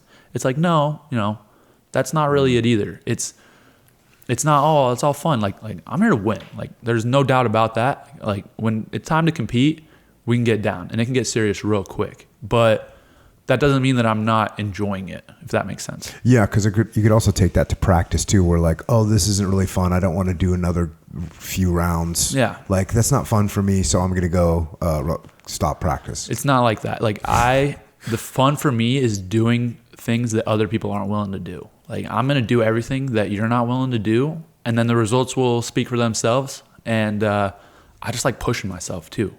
Like, it's just fun to push myself and do things that are really freaking difficult. I feel like if you're not struggling in life in some way, like, what are you doing? You want to just sit on the couch and eat Cheetos and everything's plush and comfy? Like, that's not real. So I don't know. That's, to me, I want to like live real life. So you roll into your next season. It's 2017, 2018. You're still 184 pounds and you're just kind of crushing now. Yeah. So I'm crushing, on a roll. I wrestled my little rival from Ohio State a few times, whipped him. And really the whole story of that year, it wasn't me, it was the teams. Ohio State had a stacked team. So they got a couple transfers in addition to the guys they already had.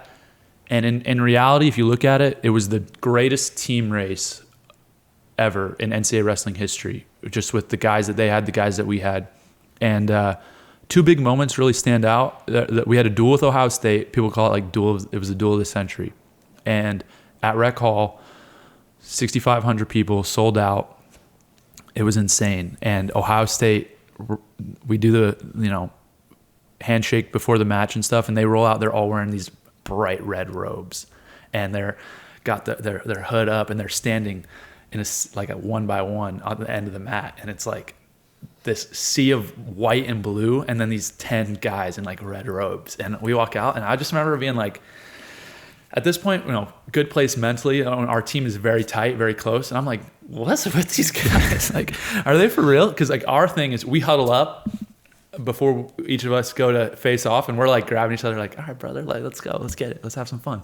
And like the one guy's like, just get massaged, and then we're like, all right. Then he sends out, then he'll shake hands, and you go in order 25, 33, 41, blah blah blah, and they're like, I'm like, all right, bro, chill. Like, it's not that big a deal. But what had happened 2 weeks earlier that made it competitive was our 157 pounder, who was Nolf. Jason, he tore his PCL.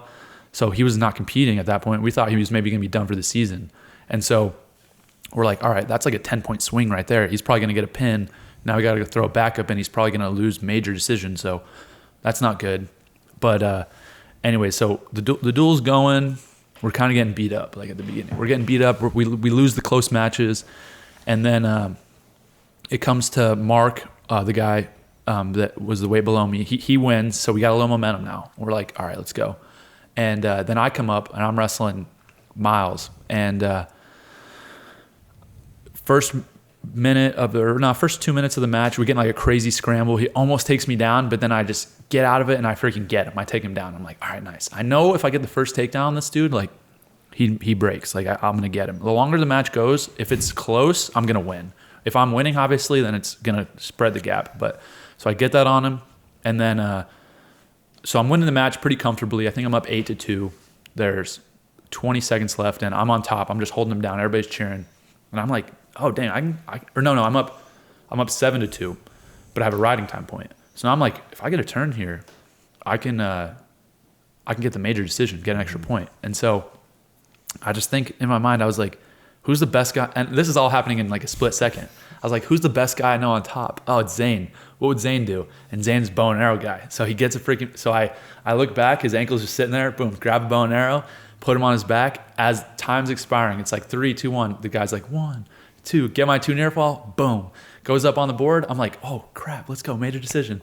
And got that extra point for my team. So now I'm like fired up. I'm like, let's go, let's get it. And then the next match, 197, they got the number 1 kid in the country, right? Colin Moore. And our guy is my best friend. He's best man at my wedding. I'm going to be best man at his wedding in a couple months. Anthony Cassar. He had just lost a wrestle off to another one of our teammates on Monday, but our other teammate got hurt. So he's kind of like the backup at this point. But I know Anthony. I'm like, yo, this dude's a freaking, like, he can win. And it's a great matchup. So, but nobody knows this besides, honestly, probably me and him. Like, even our coaches, I don't even know if they thought he could win. But he goes out, and literally the entire time, everybody's like on their feet. And first period's like 0-0, boom, gets a takedown. And then second period, it's like 3-2, short time left. And then Colin Moore like gets in deep on a shot. Anthony like belly whizzers him, spins around him, boom, takes him down again. He's up 5-2. It's like 20 seconds left, and everybody's freaking out like, no, he's got it. And so, boom, wins the match. Crazy Selly. Everybody's losing their minds. We're up 19 to 14 or 19 to 15. Yeah, 19 to 14. So heavyweight comes now. We got Nick Nevels, who's a good wrestler, couple-time All-American. They come out with Kyle freaking Snyder, who's one of my best friends, but obviously enemy at this point. Kyle freaking Snyder, Olympic gold medalist, multiple-time world champion, NCAA freaking dominator. Like, I'm like, crap. Like, he's tech falled Nick multiple times, like, but he has to pin him or tech him for them to win. And Kyle, I love him. I love him to death. He trains with us now at Nittany Lions Wrestling Club. He came to the good side, but he was like talking mad trash before this match, like this whole year. Like, he was saying stuff. There's no team on earth I would rather beat than Penn State. We're coming for you guys. Y'all best be ready. He posted like some like tombstone clips, like, I'm coming, hell's coming with me, that type of stuff. And I'm like, all right, Kyle, time to get it. Like, let's see what you got. You got to pin our boy, but so we'll see. So right away, and Kyle's like a dude, high energy, just a tank.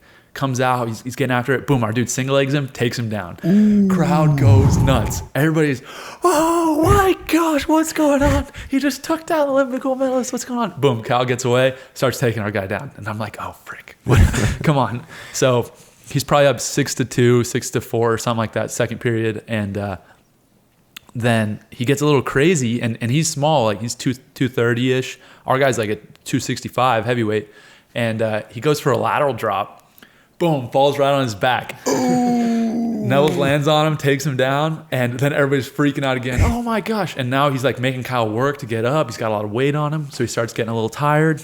But then he kind of gets back on it, starts racking up points, racking up takedowns. And so now that we're just counting down the seconds. Second period's ends, we got 2 minutes. Mm-hmm. He just got to like, and it's somewhat tight of a match. It's 10-6, something. So as long as it doesn't get blown out. As long as it doesn't get blown out, he's only got 2 minutes to do it. So we're like watching, oh, Kyle's shooting, going so crazy, trying to take him down. Seconds are ticking. He's racked up a few takedowns.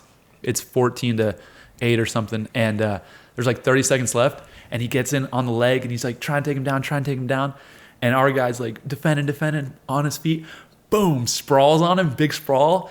Everybody freaks out. There's still 20 seconds left, but we know now it's like, it's done. It's over. He's not going to get it.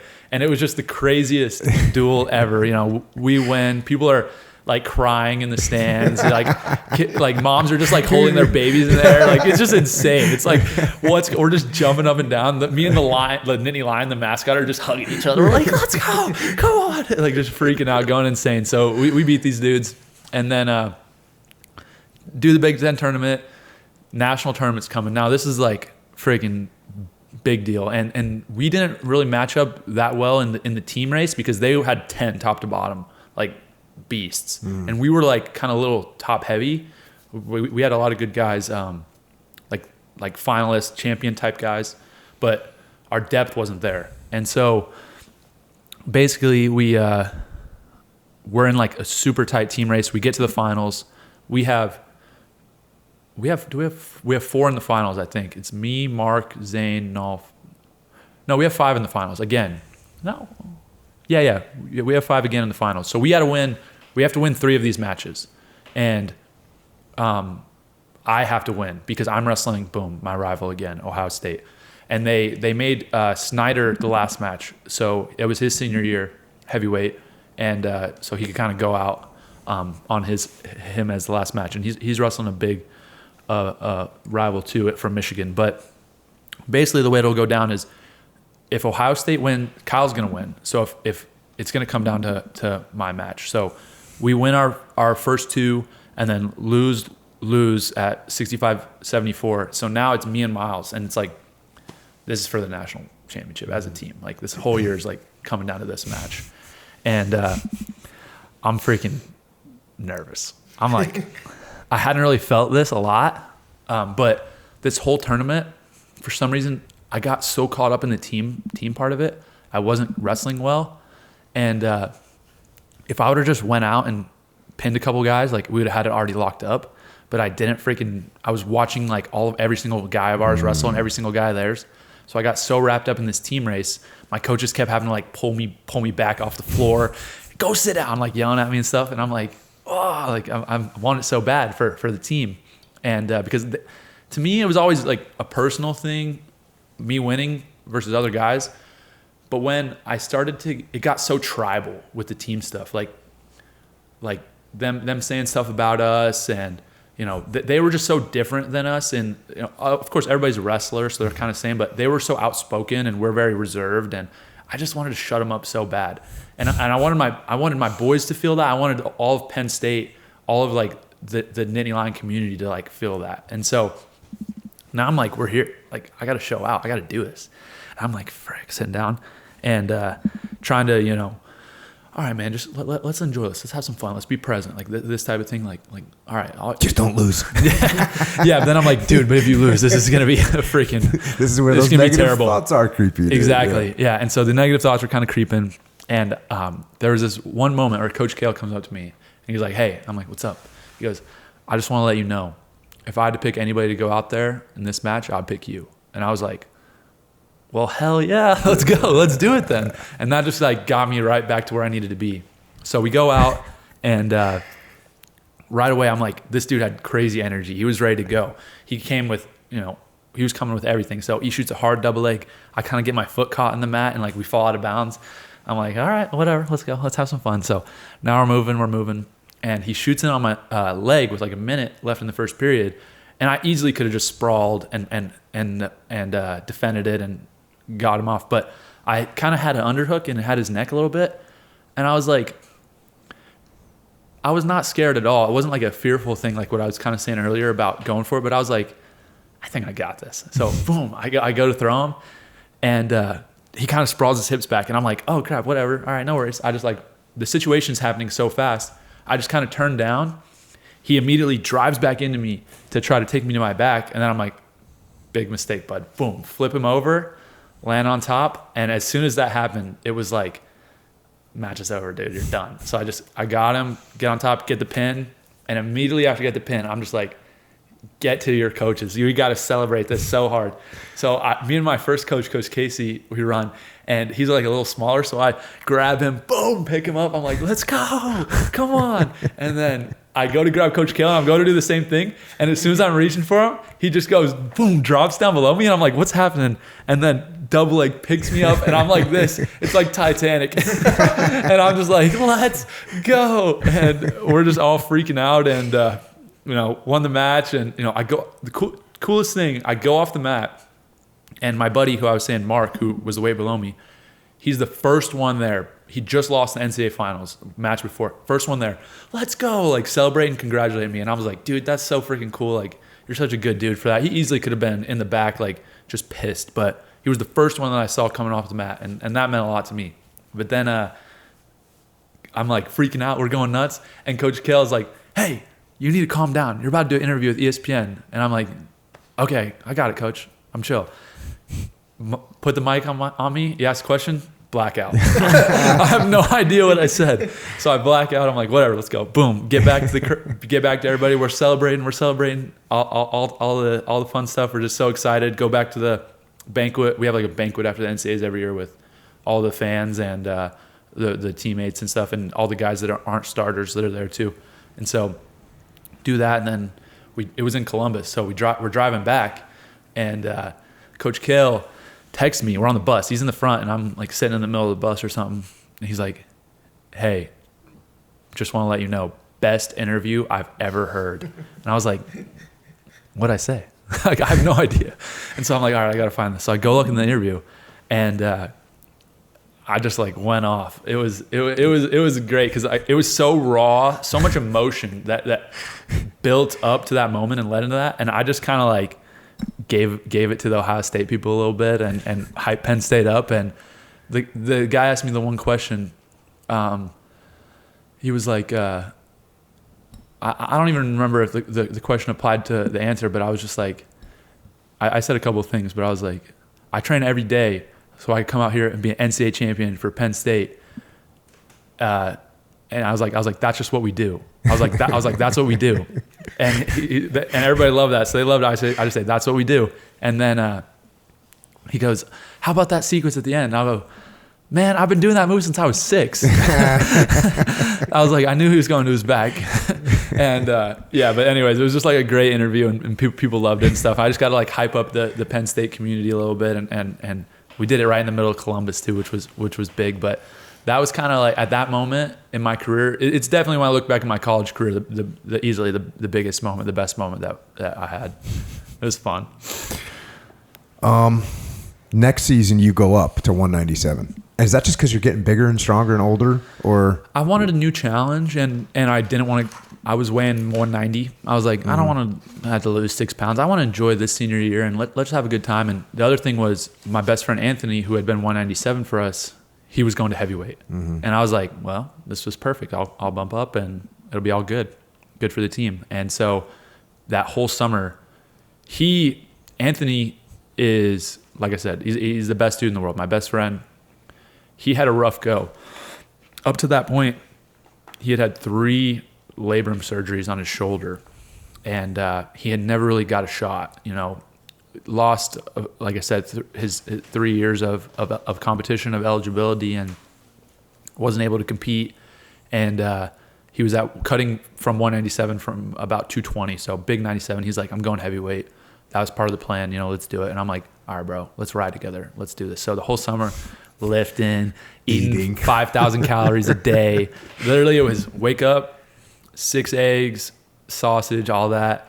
Go freaking work out. Go hammer more food. Work out again. Like that's just what we were just had a great schedule. It was the best. Hey, what about your knee? This is going back a bit. What did you need to get surgery and everything, or? No, so it wasn't 100% torn. It was like 80% torn, and they don't really operate on them. So I just kind of let it ride. Yeah. So it bothers me once in a while, but not very often. It's LCL is not nearly as serious like ACL, MCL. So after I think the winning kind of helped it heal. Feel better. Yeah.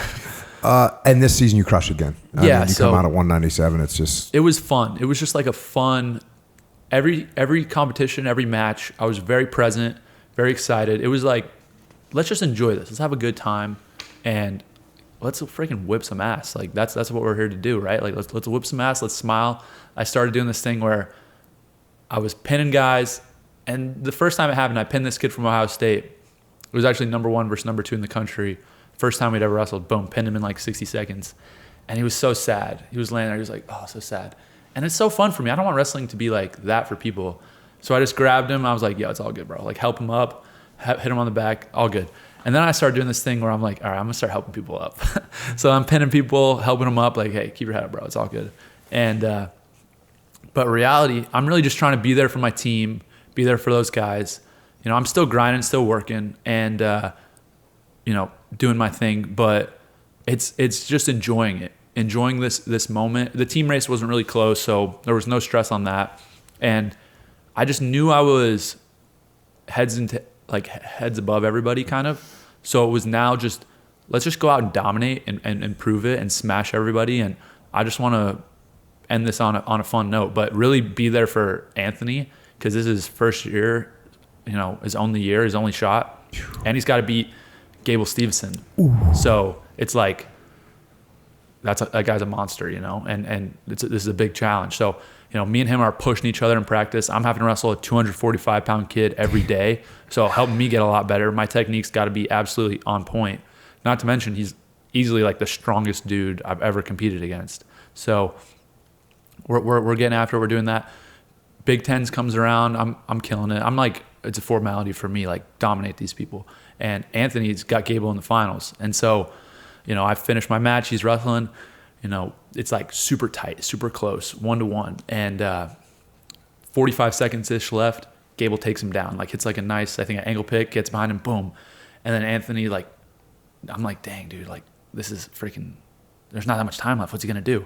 But he gets up right away. And then I'm like, all right, like, he's so explosive, so strong. I'm like, this is a good position for him to be in. So I think they go out of bounds, and then maybe 20 seconds left or so, he's faking, he's moving, he hits his like signature, he does this little like pull around snap, catches the leg, and then just runs through him, boom, takes him down. I'm like, let's go, come on. You got it now. He's got 10 seconds, hold him down. He holds him down. It's like he has like one kind of crazy scramble. He's like up too high, but he gets back, boom, wins the match. And it's in Minnesota, so it was in their freaking home crowd. And I'm like freaking, I'm like, let's go, come on. That's what I'm talking about. And so then I'm like, all right, you got to do, like, I'm like, you just got to do it one more time. Like, no big deal. But I'm not really worried about myself so much. I'm more just like, I'm gonna do my thing. And so NCAA comes, and the year before I didn't have a great NCAA tournament aside from the finals. So now I'm like, all right, let's put an exclamation point on this. So, start smashing people up, pin a bunch of guys, make the finals, and but before that in the semis, so for some reason they put Anthony and Gable on the same side. They were like number 2, 3 seed. I think there was an undefeated kid from Oklahoma State on the other side, something like that. So they got a matchup in the semis. So I win my semi match, but then they make me do all these interviews with ESPN. And so I'm doing all these interviews, but I'm watching him on the TV, and I'm freaking out. Super tight match. Like, come on, what's going on? Like, this is crazy. And so then at the I'm trying to think of what the big moment was. So there was a big moment. Anthony gets taken down right away. End of the third period. He gets called for stalling twice. So he's like down 3 points now. So then he's like trying to come back. He gets a couple escapes, and then he's down 1 in the third. And Gable like takes a bad shot. Boom! Anthony runs around him, and I'm like, oh, go, come on, let's go. But I'm like, there's a lot of time left, so he's obviously going to get an escape. And but Anthony's like holding him down for a while. And I look, I'm like, oh, he's got riding time. Like, let's go. He's about to go up 2. And so holds him down for a while. And then and you can see Gable's like getting tired. He's like having a hard time getting up. And I'm like, what's happening? So Anthony gets riding time, boom, gets an escape. There's like 30 seconds left, and Gable's just coming at him. And he can't get called for stalling, so he's trying to like circle back in, take some shots, this and that. But Gable just doesn't have the juice. He just doesn't have the gas. Tony freaking wins. And I'm like, let's go. This is perfect. And so then we're both in the finals, and they decide that I'm going to be the last match, 197. He's heavyweight, so he's going to be the first match. Oh. And so I'm like, okay, this is kind of good, kind of bad. 1, he's never wrestled first. But 2, I'll at least get to like be relaxed and watch him, because normally I don't really get to see him. But the other thing was he lost earlier in the year, and now he's got the kid in the finals who he lost to. And so I'm like, frick, like he lost a close match to him, but it wasn't like that. It was close like on the scoreboard, but it wasn't like it was like Anthony never really had he never really was like about to take him down. So I'm like, all right, dude, come on, you can do this. So he goes 0-0 first period, he gets an escape, and then second period, there's like 20 seconds left. Beautiful single leg shot Anthony hits, picks it up. And the dude like just does something dumb, weird. Like Anthony's gonna take him down, but the dude like just falls on his back, like tries to like kick out, and he just jumps on him. And I'm like, let's go! Holds him on his back, gets 6. So now he's up 7-0. And I'm like, oh, it's over. Come on, he won. And third period, took him down like 2 more times, won like 11-1, killed the guy. And just so happy for him, because obviously people see that moment, but I'd been with him 5 years up to this point, 3 shoulder surgeries, never having even been able to compete in an NCAA tournament. And now he's the NCAA champion heavyweight. Like, best guy in the world, nobody more deserving, nobody that works harder. Really taught me so much about discipline, commitment, and consistency, because he was, through all those years, I was competing at least. He wasn't even able to do that. So me and him just pushed each other so much, and I was so happy to see him win. I was like, we freaking did it. Like, let's go. And then I win my match, and we just kind of ride off in the sunset of college wrestling. Like, all right, that part of our life's over with. So, I felt like it ended perfectly. I win the Hodge Trophy, and I'm like, this was just the ideal cap to the college career.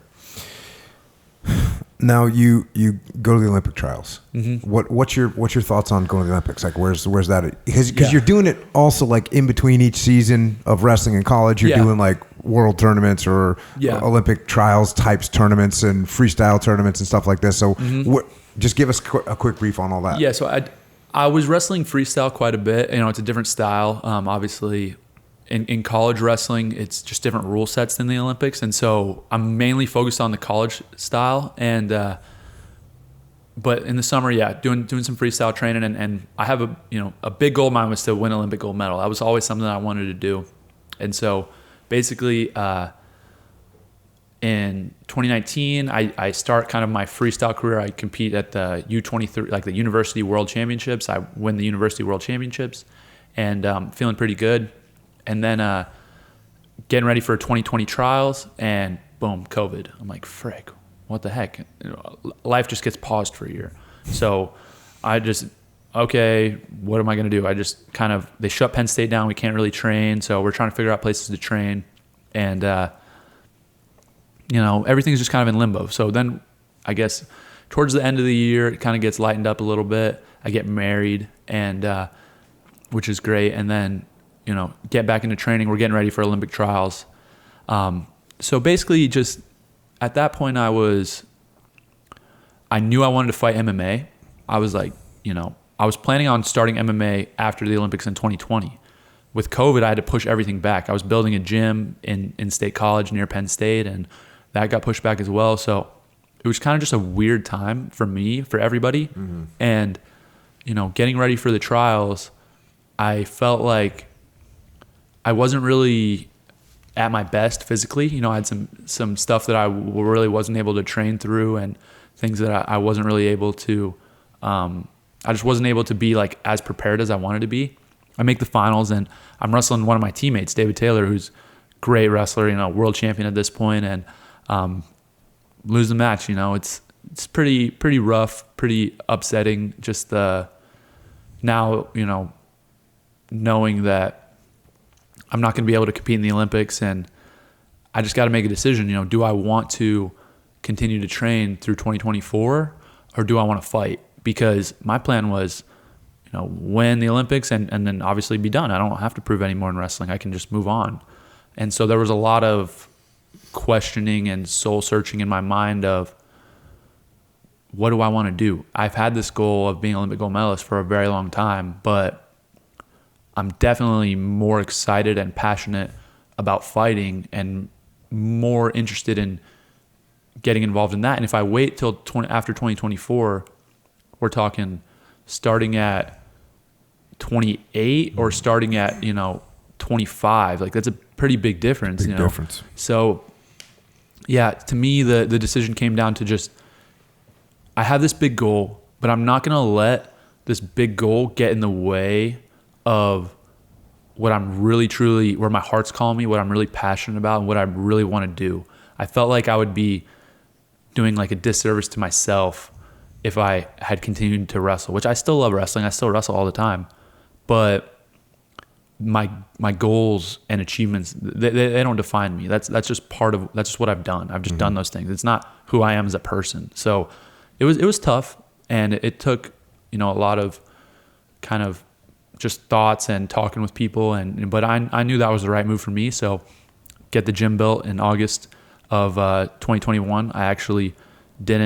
I wasn't able to train from April even until then because of injuries I had and stuff. I had to just rehab and whatnot, and then got back after in August and took my first amateur fight like 5 weeks later.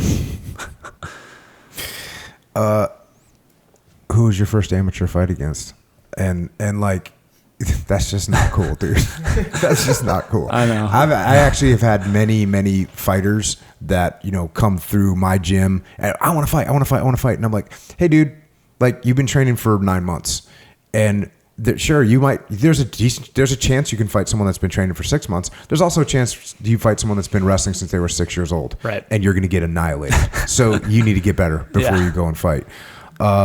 When you started training, so who did you bring in? What was the situation? Yeah, so I partnered with American Top Team, and we basically built an American Top Team in State College. So they do franchises that are, you know, I don't know exactly the business structure, but it's like a franchise fee. So there's 40 of them or whatever, all in Florida in the Southeast. But this was like a real partnership with the headquarters. So the headquarters like directly backs and funds the gym, and they provide the coaches and, you know, built the whole facility out and stuff. So basically I met them through my management team and just got along with them very well because I felt like two things. I felt like, one, they were very structured relative to what most MMA kind of training situations, what I've seen. And they also just had a lot of really high-level guys, and high-level guys in different areas from me. You know, a lot of high-level jiu-jitsu, high-level Muay Thai, striking. And they had good wrestling as well, like, you know, but I felt like that complemented me very well, and it was just a good fit to partner up with them. So I spend probably 80-90% of my time in State College in PA, but then when I'm able to, I go down to Coconut Creek in Florida and train with the main gym at the headquarters there. And it's been a really good system for me so far. And they just wanted to support and start this and partner with me because where they saw my career going, and also all the possible connections with Penn State wrestling and the wrestlers that want to come up and start to fight, you know, once they're done with their wrestling career. So it's a little pipeline we're creating. Yeah, that's a big badass pipeline actually. When did you first do jiu-jitsu? So my first experience with jiu-jitsu was when I was in college. So I was doing a camp in, I think, St. Louis, Missouri, wrestling camp. And this guy, his kid was wrestling at the camp, and he was like, hey, I do jiu-jitsu. Do you want to like come up and roll? We're doing practice right here if you want to go. It's in the wrestling room at the high school. We just have a little club. And I was like, okay, let's go. And so I go in, and I have no idea what's going to happen. I've watched tons of fighting. I've watched some jiu-jitsu because I'm just interested in combat sports and stuff, but I've never really done any jiu-jitsu ever. And so they start me off with a guy, and like it's just like a regular guy, and I'm going with him. I'm kind of like put him on the ground, take his back, choke him, whatever, get a gi. Just from watching. Yeah, just from watching. Just from watching. My style with wrestling was always very, like, I was always focused on the pin. And so the pin is very similar. Like, there'd be wrestling matches where I'd get a guy in we call it a snake, like a cement job. And I choke multiple guys out cold like that. Not on purpose, but just they're trying to fight off their back. I'm squeezing their neck, boom, they go out. So that wasn't really a foreign feeling to me, like choking people. But now it was allowed, and you're like, allowed. Oh. So what I always teach, I teach clinics and stuff, and what I teach is, all right, in wrestling, we're not going to choke this guy. That's illegal in wrestling. We don't choke. We're just going to make it really hard for them to breathe. So that's like how I teach. So it came fairly natural. So I tap the guy out and stuff, and then they're like, all right, how about like try this blue belt? I'm like, okay. So same thing, you know, kind of these guys aren't like competing at a high level. They're just practitioners, you know, and they're not really even like, they're not great. They're just having fun. And so kind of same thing. And they're like, all right, what about this dude, like purple belt? And then they run me purple belt, same thing. And then they're like, all right, this guy's brown belt. This is no-gi, I'm assuming? Yeah. Okay. Well, so it's all these guys are no-gi at this point. Yeah. And they're like, all right, try this guy. He's like, he's brown belt. And then we kind of go at it a little bit, like 5 minutes or so, 6 minutes. And at the end, I never like subbed him, but I was like taking his back, kind of like moving around him, like got him tired, and he wasn't really able to like hang with me. And then I was like, at this point, they had slowly been like stopping their practice and just watching me. And now at this point, it's like just us and everybody's watching. And they're like, go against the instructor. And I'm like, frick, I don't want to do this. This is his class. Like, whatever, let's do it. And he's an older guy. He's probably 60. He's wearing a gi, black belt, like really nice guy too. And so he immediately pulls guard. The other guys were kind of trying to wrestle me a little bit, like they didn't know. And but he just pulls guard, goes half guard, just like locks me down. Like it's called lockdown, I think, right? Yeah, like lock. And I'm like, he's in a gi. I'm like not moving. And we're kind of sitting there and like just in a stalemate. He tried to wrist lock me once and was like cranking on my wrist, and I was like, get off me. But I'm like, don't know what I'm doing. So I'm like kind of trying to pass or trying to figure out what to do. But we just end up in a stalemate for like 10 minutes. And so we were just kind of stuck there. And then everybody's like, all right, time, like you're done. And I'm like, all right, we're done. And then so that was my whole first experience with jiu-jitsu. And then they were all super nice, super cool. And the guy like gave me a t-shirt from their club and stuff. And we took a picture together and stuff. It was really cool. So that was my first experience. And at that moment, I really liked it. And I was like, oh, I'm fighting. I got to fight MMA. Like, I'm going to do it for sure. Yeah, this is so fun. When's the first time you rolled with someone that was really good at jiu-jitsu? That worked you over and choked you, and you were like, yo, this is, I need to learn this stuff. Well, I've never really been like worked over and choked, I wouldn't say. Dude.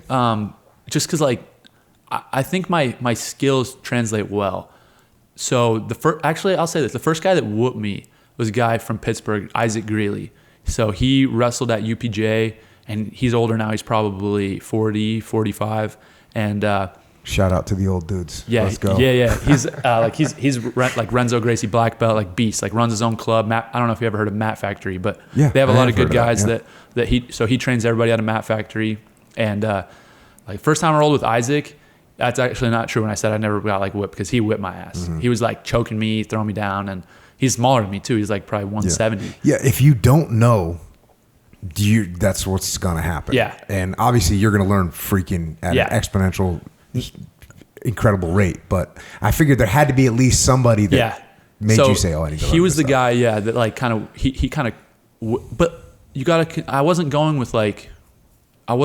to take time out of what I was doing to like go to a legit jiu-jitsu gym where these guys are freaking beasts. Yeah. So I was able to kind of learn slow and then like start challenging myself a little bit. Oh, but I forgot, because that's actually not true. So I had never worked with Isaac, and so I had done that one session call it, where all the dudes rotated in on me. And then in 2020, when COVID happened, so this was the first time I got whooped, actually. In 2020, when COVID happened, it was like December-ish, and I followed Gordon Ryan on Instagram, and oh yeah, okay, that's when this happened. So I follow him on Instagram, and he was like trying to get a match. He had like 3 people drop out, and I was like, I'll freaking do it. None of these dudes will grapple you. Like, let's go. Like, I'll do it. Like, I don't care. And he was like, all right, like let me talk to the promoter and stuff. So I'm like, all right, let's do it. So we get it all agreed to. And I'm like, just try to make it like somewhat fair. Like, I don't know anything. So no guard pulling, he's like, no guard pulling, no leg locks. I'm like, that's fine, whatever. I don't even. No guard pulling, no leg locks. Okay. So he wasn't allowed to pull guard. Not allowed to pull guard, and not allowed to he wasn't allowed to do leg locks. Right. Yeah. So that means you would get to take his ass down. Yeah. And you would at least not get your leg torn off. Yeah. Okay. These seem like appropriate rules. Fairly fair.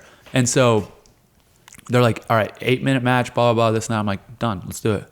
And so we get there, and I'm like, what weight are we going? And I'm like, whatever, I'm here. So I weigh like 202, and he's like 230. And I'm like, whatever, I don't care. He's big. Yeah, he's big. He's a big dude. Yeah. So I was just like, whatever, let's go. I'm here. And we get they want to do a rules clinic. So I'm like, okay, fine. They're like, all right, match can be 15 minutes. I'm like, well, that's different, but whatever. Okay, let's do it. And then him and Danaher proceed to mostly Danaher, grill the refs and the judges, the people, for 45 minutes about what if this happens, what if the rules are happening, what if this, that. I should have paid more attention, because I was just like, what are these guys doing? Like, I'm a freaking wrestler. I've never done a jiu-jitsu match in my life. So I did go out to Pittsburgh and train a couple times. I did 3 practices, legit practices, where I was trying to learn stuff before the competition, because it was 10 days and I was competing, so They're asking all these questions, and I'm like, Yo, I'm here to compete. Like, I don't care. Like, whatever. Like, let's go. Like, I was just confused why they're grilling them. I'm like, I should be the one doing this, not y'all, because y'all know what's going on. Yeah. So we get to the match, and in my mind, I was thinking that going into it, I was like, I'm going to win this match. I'm going to go 14 minutes and 20 seconds, or 14 minutes and 50 seconds and take him down and score in 10 seconds. He's never going to take me down. It's not going to happen. I was way more excited about 8 because then I was like, that's easy. I can go 7.5, no problem. But then they started saying stuff in the meeting. They're like, if you get called for stalling, we're going to take all like half your purse. You get called again, we're going to take your whole purse. And I was like, that's so stupid. Like, what do you mean? And so the match starts, and in my mind, I'm thinking, I'm not going to shoot. Because the questions they were asking were, oh, if I shoot, then he could pull guard. It was like, if I grab a single leg, he could pull guard. So I'm like, I'm not going to put myself in a bad position. Obviously, if I get in guard or get in a situation like that, I'm know nothing. So, I want to be in that as little as possible. And so he actually freaking like scissor sweep me right off the bat and like tore my MCL. It didn't 100% tear it, but it like tore it like a good bit, to where a few months after that, I tore it 90% in practice, which sucked. But yeah, and freaking messed me up. And then, but I didn't really feel it that much in the match. But so we go through the match, and there's like, I don't know, 2 minutes left or something. I'm like, I think I got this. Like, I'm gonna win. And he starts backing up into me and like turning his back towards me and like backing up so that I'll try to take him down so then he could do jiu-jitsu, right? And I'm like, I don't want to do jiu-jitsu. And so he's doing this, and everybody's kind of like making a noise in the crowd. I'm like, I gotta freaking do something. So he's backing up, grab him, suplex him. And now that's the clip that everybody sees, is me suplexing him, which is a good thing, I guess. But so I suplex him, and then I get up, and I'm like, oh, hell yeah. Like, that's like, now we separated, and I got a takedown. It's tied. And it was they gave him 2 points for something at the beginning, and they gave me 2. So it's tied, and there's a minute and a half left. I'm like, this is beautiful. I'm going to go one more takedown. Yeah, I'm going to go one more takedown at the end, like, and I'm going to win. And so, but then after I took him down, then all of a sudden he starts pulling guard, and he's like scooting towards me, and I'm like, what the hell is going on? Like, why are we not like? But they were yelling in Portuguese at me, and I'm like, I don't know what that means. So then, whatever. But I guess they're saying that once I got the takedown, he could pull guard. Which I was once like, he was on the ground, he could stay on the ground. Something like that. Yeah. And so I'm like, okay, whatever. So now I'm like, I can't just run away. So I got to try to engage. So I don't know what I'm doing. So then he goes shoulder crunch on me, which I watched some film on him, so I know he loves to do that. So I just sit back because I got good hips. So I'm like, he's not just going to freaking sweep me over here. Like, if I obviously put all my weight on him, he's going to do that. So I'm sitting back, beautiful triangle right over my shoulder. I try to stand up. Dumbest thing I could have done. I don't know. And then I'm like, I just got to try to slam him, I guess. I go to slam him. He switched to arm bar. He didn't hurt my elbow, but like he would have. And then I try to slam him, boom, tight over. I'm like, son of a bitch. 1 minute left. I'm like, I could have freaking got him. Like, obviously in this rule set, but then I'm pissed. But overall, it was a good experience for me. And, I love jiu-jitsu. It was really fun. I hate that I lost. Like, it pisses me off. Bro, you lost to the freaking literal best, like, no-gi grappler in the history. So to me, don't feel too bad about it. It doesn't really matter. Like, I just think how cool it would have been for me, for wrestling community, going there, first grappling match, win. Like, most time wrestlers roll in and like do something like that, which they don't do often, and they get killed in 20 seconds. But if I would have won, it would have been like ultimate cred forever, So to me, it's like hard because I'm not full-time in jiu-jitsu. I really never trained up to that point, and I lost. So I technically shouldn't be that mad at myself, but I also just see like what that could have been. It could have been so cool for me. And now I don't know if I'll ever get another, like, I don't know if I'll ever get to compete against him again. Like, hopefully we'll train and stuff, but I don't know how long he's going to compete. My plan is when I'm done with MMA, grappling. All grappling. Like, I'm going to do ADCC, all that stuff. But I just don't have time right now. Yeah. So, yeah. Yeah, that's awesome. I got maybe a little bit of flack the other day. Somebody took a clip from our podcast where I said, there's a couple key things that I said. I said, pure wrestler against pure jiu-jitsu fight, the jiu-jitsu guy is going to win 9 times out of 10. Listen, I love wrestling. Definitely. I think wrestling is the best possible base you can have for MMA. I think it's what every kid should do. I think it's awesome. But the problem is they literally don't know how to finish a fight. They just don't know how to do it. And so that's what a jiu-jitsu guy knows how to do. And what you just said was like, you just, and the reason I'm bringing this up because you just kind of backed me up, bro. I got the freaking king wrestler right here. You said, look, normally it's like 20 seconds. If you don't know jiu-jitsu at all, you take the guy down, great, and then you get arm locked. You take the guy down, get guillotined. Like you just don't. You're just not used to that kind of thing. A month later of training, that wrestler is now murdering this jiu-jitsu guy. Right. That's why it was key component was like pure versus pure. That really doesn't even exist anymore. Even you knew how to choke people, without any training at all. So, please, a little mercy on the kid over here. I don't know why people would be like mad or prideful about that. It's I think probably, it makes perfect sense. If you got somebody that's wrestling against somebody that's doing jiu-jitsu, it's not going to be like the jiu-jitsu guy's going to win. As soon as the guy shoots, they're going to get guillotine, get triangle, get arm lock, something. Right? I can tell you, I have gone against, especially in the early days when I was like a blue belt. So we're talking mid 90s.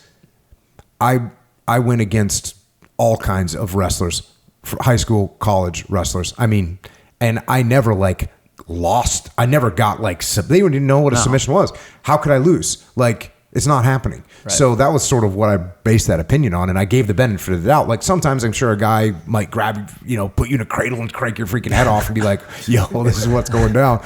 But, yeah. So I think this like now with MMA being so prominent and stuff, people see like everybody knows how to lock like a rear naked choke or a guillotine or even like Darce. Like people like that have never done jiu-jitsu. Like a lot of people know how to do that stuff. Not a lot of people, but a lot of like combat athletes. Like they'll know, all right, this is how to do it. But they don't really know actual like jiu-jitsu. For me, at the beginning when I started doing grappling, it was, all right, just don't get submitted. All right, I'm going to control this dude. And then I don't even know how I'm going to get, like my best chance. The only time I really submitted guys was because I was just so much better of an athlete, or I'll get them tired and they'd give their backs up or something like that. And I know how to do like something simple, right? But you don't really know how to compete in sport jiu-jitsu, right? Like if you take a guy down, you're sitting in guard and you don't know how to pass guard. You don't know how to like do anything. Eventually they're going to get you.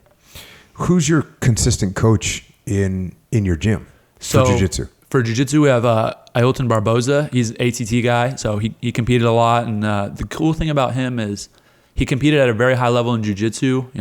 He started off judo, then got into jiu-jitsu as a teen, and then competed at a high level. And then since then, he had like close to 20 MMA fights. So he has a lot of practical MMA jiu-jitsu, which is great for me, right? Like I love the sport jiu-jitsu, but I need to know practical top game stuff and defending submissions and then, stuff that's specific to what I'm doing. Hell yeah. You don't need much bottom game at this point. Yeah. I like it. I like, honestly, like when I'm rolling, like I'll play bottom and stuff like that. It's fun, but it doesn't really, I'm never going to do that in a fight. Yeah. No. So you get your first fight, you knock somebody out in a minute or whatever. That's an amateur fight. And then the next thing was Contender Series, right? No. So basically what happened was I scheduled 2 amateur fights in a row. I did one, I did another one 3 weeks later. And then I was really working hard. I wanted to make my pro debut at Penn State and State College. So we were trying to like get licensing, put a promotion together, work with my management team, work with Penn State, and I wanted to do a fight in Rec Hall. Like it was going to be insane in April. So when the students were in town and like, we were so close to getting it done. And then the PA Athletic Commission, and between them, Penn State, my management team, it was just, we weren't going to get it done. And so I had gone from October through April and not gotten a fight. And I was like, guys, I need to give me a freaking fight. So some random dummy called me out at like this promotion, was like, I want Bo Nickal, blah, blah, blah, this and that. I want Bo Nickal. And I was like, okay, let's do it. Pro MMA debut in Richmond, Virginia. I did it in June. And it was on UFC Fight Pass. So there had been people, paying a little bit of attention to me and stuff in MMA, but not a lot. And then I made my pro debut and boom, straight left hand, uppercut hook, knocked the dude out in 30 seconds. And everybody loses their mind. And immediately the next day, UFC's calling, Bellator's calling, every promotion's calling, wanting to sign me, and it's crazy. And now it's like, well, I could go with these promotions, but I need to get more experience. I need to get some fights. And, nobody on the regional scene who's going to fight me now? Like, I just knocked this dude out cold. I'm an NCAA champion wrestler. Like, how am I going to get a fight? So my management team and I decided, it was always the UFC for me. That was the path. And they really wanted me because my knockout, that promotion, it did the most views in Fight Pass history over like the next week out of any event that they ever done. It did like, I don't know, 3 or 4 million views over the next week. Jack. And so then they were like motivated because they obviously saw the views, they saw what I did, which, knock a guy out with my hands, which was big. And then they're like, all right, what can we do to get you experience? Boom. Let's get you 2 fights on Contenders, or let's get you 1 fight on Contenders. Oh, that's right. It turned into 1 fight, didn't it? Well, it was interesting because, so I go into... oh, no, you did. You had 2 fights. I had 2 Contenders fights. So I thought it was going to be 1. I thought I was going to go in 1 fight, and then they're like, all right, we're going to get you another fight. So they just said, let's get you on Contenders, boom. And then Dana's like, let's get you 1 more. So yeah, the Contenders thing was great for me though, because I got to just get experience, and I got to basically get these fights that these guys wouldn't have fought me if it wouldn't have been in Contenders. Oh, okay. It's none of those guys would accept to fight me for $500 at a local show somewhere. No, but now it's like, okay, if I want to get into the UFC, let's do it. So now I can get the fights, and then from there I was ready to. Do you have any nerves at all going into these fights? Well, the first one I was a little nervous because bigger stage, my first one, and but I knew, like, literally any fight I go into is the dude has 60 seconds, 2 minutes to knock me out. If that doesn't happen, it's over. It's like, I'm gonna get you on the ground. I'm going to beat the crap out of you. I'm going to choke you out. I'm going to do whatever I want, because you got a short window of time to win this fight. So as soon as I get a hold of him, I'm like, oh, it's over. Like, I'm not nervous at all. But until then, it's like, okay, let's figure this out. Like, let me get close to you. But then my second fight, I was nervous because 10 days before that, I was riding home from practice on a one wheel. You ever seen these? Yeah, they're like weird looking skateboards. Yeah, with skateboard with the big wheel. Yep. Yeah, and so sounds like a smart move coming up. That's how I roll. But no pun intended. But I'm riding back from practice, and I live 200 yards from the gym. But there's a main road that's like 45 mile an hour speed limit, and so I'm riding down this road, and the one wheel doesn't work when you wear flip flops. So I take my shoes off. So I have my flip-flops, my big Yeti bottle, my phone, my wallet, like all this stuff in my hand, on my shirt, my shirt's off, nothing on, just like all that stuff in my hands. And my buddy Anthony, he's just finished training with me too. He's behind me. And so I'm like driving like... Is he on a one wheel? No, he's on a car. Okay. And so he's like going... So there's really no reason for you to be doing this. Zero. This is the dumbest thing I've ever done. So, but it was just fun. I just liked riding it. So, and it's 200 yards. It's like, what's going to happen? Like, I'm going just real quick. And so he's behind me, and I'm going like 15. So they're like rolling, and I'm like, frick. Then another car comes, and I'm like, I got to go faster. So I'm like starting to lean forward, and it does this thing where if you lean forward too far, it'll autocorrect you. But then if you lean forward farther than that, it'll just die and like catch the nose, and you'll just freaking boom. So I'm like trying to go as fast as I can on this one wheel to get around the curve to go to my house. And it, boom, does exactly what I said. I catch the nose, 23 miles an hour. I fly off this thing, land straight on my freaking shoulder. Everything I have in my hands goes flying in the air. Boom, hit, roll, and I'm like, I just got to get off the road. I'm going to get hit by a car. So I pop up and just run off, and then Anthony's like, look, he's like this. And I'm like, and I go grab all my stuff, and I jump in the car, and he's like, are you okay? And I'm like, let me check. And then I was like, no, I'm not okay. This sucks. And so then I go home. I'm like, what do? I'm like, I can't lift my shoulder up at all. It's like done. And so then I'm like, I got to go get an MRI, get an x-ray. So I cracked my collarbone, and I sprained my SC joint like really badly. And so we're 10 days away from the fight. I'm like, I gotta pull out. Like, I'm not gonna be able to fight. I can't lift my arm. And so we have an athletic trainer at Penn State. I'm like, I'm gonna give it like 3 more days. And he's like a magician, right? So like any injury I've ever had, he's helped me. It's just like he does a lot of Eastern medicine stuff. It's insane. And so he starts working on me, and he's like, you don't got a lot of tissue there, so it's not really gonna heal super fast, but we'll do what we can. So he starts working on me, and the first day I was like, I saw improvement. I was like, okay, this is a possibility. The second day I saw a little more improvement. And I was like, all right, I'm gonna give it 1 more day. We'll see where we're at. And the third day it improved a little more. I could go to like about here and like move pretty slow, but I could move. And I was like, fight's on, let's go. I can move my arm. So that made me nervous. I wouldn't have been nervous, but freaking, like I said, broke my collarbone and messed myself up. So then I just didn't really train, just kind of got my weight down. And by the time I was about to fight, it was like I could box and do stuff, but it was just painful. Mm-hmm. It was like I could move the way I wanted to move, but I just felt pain while I was doing it, which is not ideal, but we could fight. Mm-hmm. So luckily, freaking boom, straight left hand, knock the dude down, triangle, finish him in like 50 seconds. And I'm like, thank the Lord. So I don't ride the 1 mil anymore. Is the main story. Good. Yeah. Then you get your first fight in the actual UFC, right? Yeah. Is that the right thing to say? The actual UFC? Because Yeah. it's not the Contenders? Yeah. So I was supposed to fight in December right after that. That was in October or something. And I finished that fight and I was like, let's go December, let's run it. And I get back home and I was like, ooh, this is not really, I need to fix this. Mm-hmm. So it's all good. Move it to March. But yeah, I get my first fight in March in the UFC.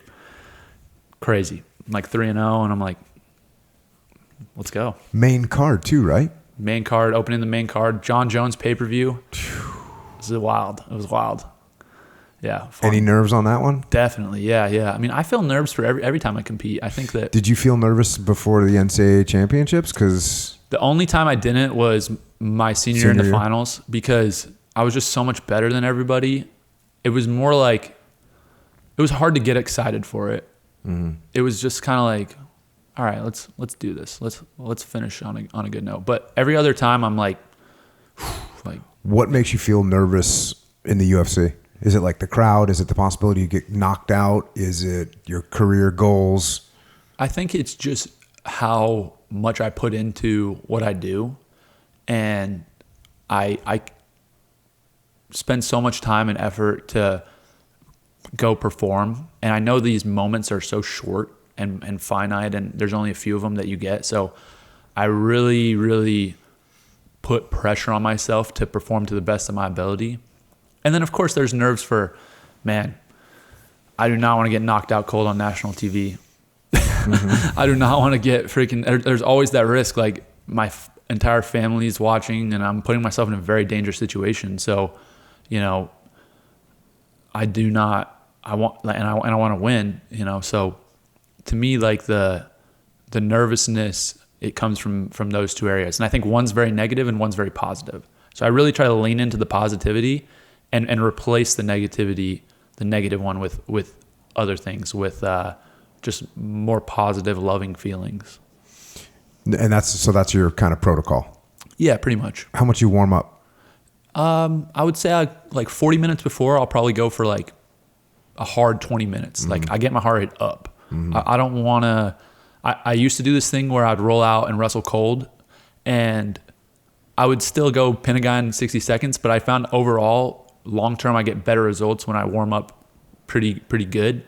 So I'll get a good sweat and get that heart rate up, and then I give myself about 15-ish minutes to cool down before it's go time. How about the next fight? Yeah. So this was your last fight, right? Yeah, my most recent fight was freaking sweet. It was so much better. Well, there was one little hiccup. The first fight, I was very nervous. I wanted to perform really well, and the guy I was fighting was dangerous. He's like 6'3", super long, southpaw, awkward. It's like, that was not a great fight, but he was the guy they brought to me, and we're gonna make it work. So, and it wasn't like he was an absolute killer, but he was just awkward and dangerous and had good power, athletic. So yeah, you get caught. Yeah, so I was nervous. But then, the second fight. And by the way, that one was an arm triangle. Yeah, arm triangle. Yep. Yeah. So the second fight, I was like, kind of, I was way loose. I was like, I'm about to mess this dude up. Like, we're ready to go. Camp was amazing. No injuries, all healthy. Weight cut was perfect. I actually, I came in a little heavier than what I normally do, but that was planned. I wanted to be a little bigger, and I felt amazing. What are you walking around at? Right now, I'm a little light right now, but normally, like, in training camp, I'm 206 to 208. I'm probably 202, 204 right now. What are you week of? So week of, I'll come in like lower than 200, like 98, 99. Yeah. And you just go like all water night before weigh-ins? I'll do 6-day water load. And then, just like cut the calories a little bit, but it's mostly just the water load and sauna and stuff. I try to limit as sauna and plastics as much as I can, but it's very intuitive based on I've done it so many times. But it's like no factor for you? None at all. None. I feel, I've never missed weight in my life. No, I've been weighing in since I was 5, so never missed weight. Check. Yeah. So it's not an issue. But yeah, the hiccup was my opponent pulling out of the fight. Monday I get a call. I just finished a training. Well, actually I hadn't even finished. I was in the middle of my training session, and my mom comes up to me and she's like, "Yo, Malky's on the phone, my agent." And I'm like, pissed. I'm like, "Why are you coming to me with a phone call in the middle of I'm about to like hit pads." And then I'm like, "Can it wait?" And she's like, "No, it's important." And I'm like, I knew immediately when she said that. I was like, damn it. So he tells me he's pulling out. I hurt his wrist or something. And I'm like, I just wasted like 10 weeks, and I bought 40 tickets for family and friends. And what are we going to, I got an Airbnb for the whole week. Like, not to mention, I'm just not going to get to perform. That sucks. So frick. And Malky's like, "All right, we'll work on it. Let me call you in a little bit." So like 45 minutes later, he calls me back. He's like, "We got 2 names for you." And I'm like, "Give me whichever one signs. I don't care." And he's like, "All right, well, like, we're going to have the coaches watch some film and stuff." I'm like, "Okay, fine." So he tells my coaches, watch the film. They're like, "All right, check this dude out." I watch him in 2 minutes, and I'm like, "Done. I'll sign. Let's go." And, I told myself, it's funny because I told myself going into MMA, I'm like, I'm not doing last minute replacements. I'm not coming in. It's like, I'm a professional. We're going to do this for real. But then I get into the moment, and I'm like, let's go. I'm fighting. Like, you could throw out the freaking Incredible Hulk. Like, we could go. I'm ready to get it. And so, so he signed the contract. Luckily, fortunately, I obviously signed the contract, and then it was just back on business as usual, which was just such a blessing because I just thought it was done. How are you feeling in training camps? Like, what are you focused on in training camps? Do you, I mean, obviously, and I was thinking about this earlier and talking about doing all your different sports. That's probably why your striking is able to get up to speed so quickly. Like, if you just wrestled your whole life, you wouldn't be striking the way you're striking. No. But because you were throwing balls and playing other sports and like that, your just athleticism is through the roof. So what are you concentrating on? I would say the main thing that I focus on is just my base and fundamentals is agility, being able to move forward, backward, side to side with both stances, and just keeping that foundation solid and building good habits is the main thing. The strikes and the combinations, when you put yourself in good position and you're in good position, you can do whatever you want. It doesn't really matter. Like, you throw a knee, elbow, punch, whatever. The main thing to me in striking is understanding my range, understanding how to have agility, be able to move, and they always say this in jiu-jitsu, position before submission, right? It's the exact same thing in striking. It's get into good position, then whatever you want to throw is going to land, right? Be super sound fundamentally on defense, so catching jabs, checking kicks, defending straight right hands as a southpaw, all very big for me. And you work a little bit of fundamentals on the actual strikes, right? Making sure that straight left hand is straight, making sure your right hook is where it needs to be, making sure your jab, I have a versatile jab. I can throw it to the head, to the body. I can throw it slow. I can throw it fast. I can throw it to the gloves. I can throw it to the air. Different stuff like that, but it's all solid foundation fundamentals.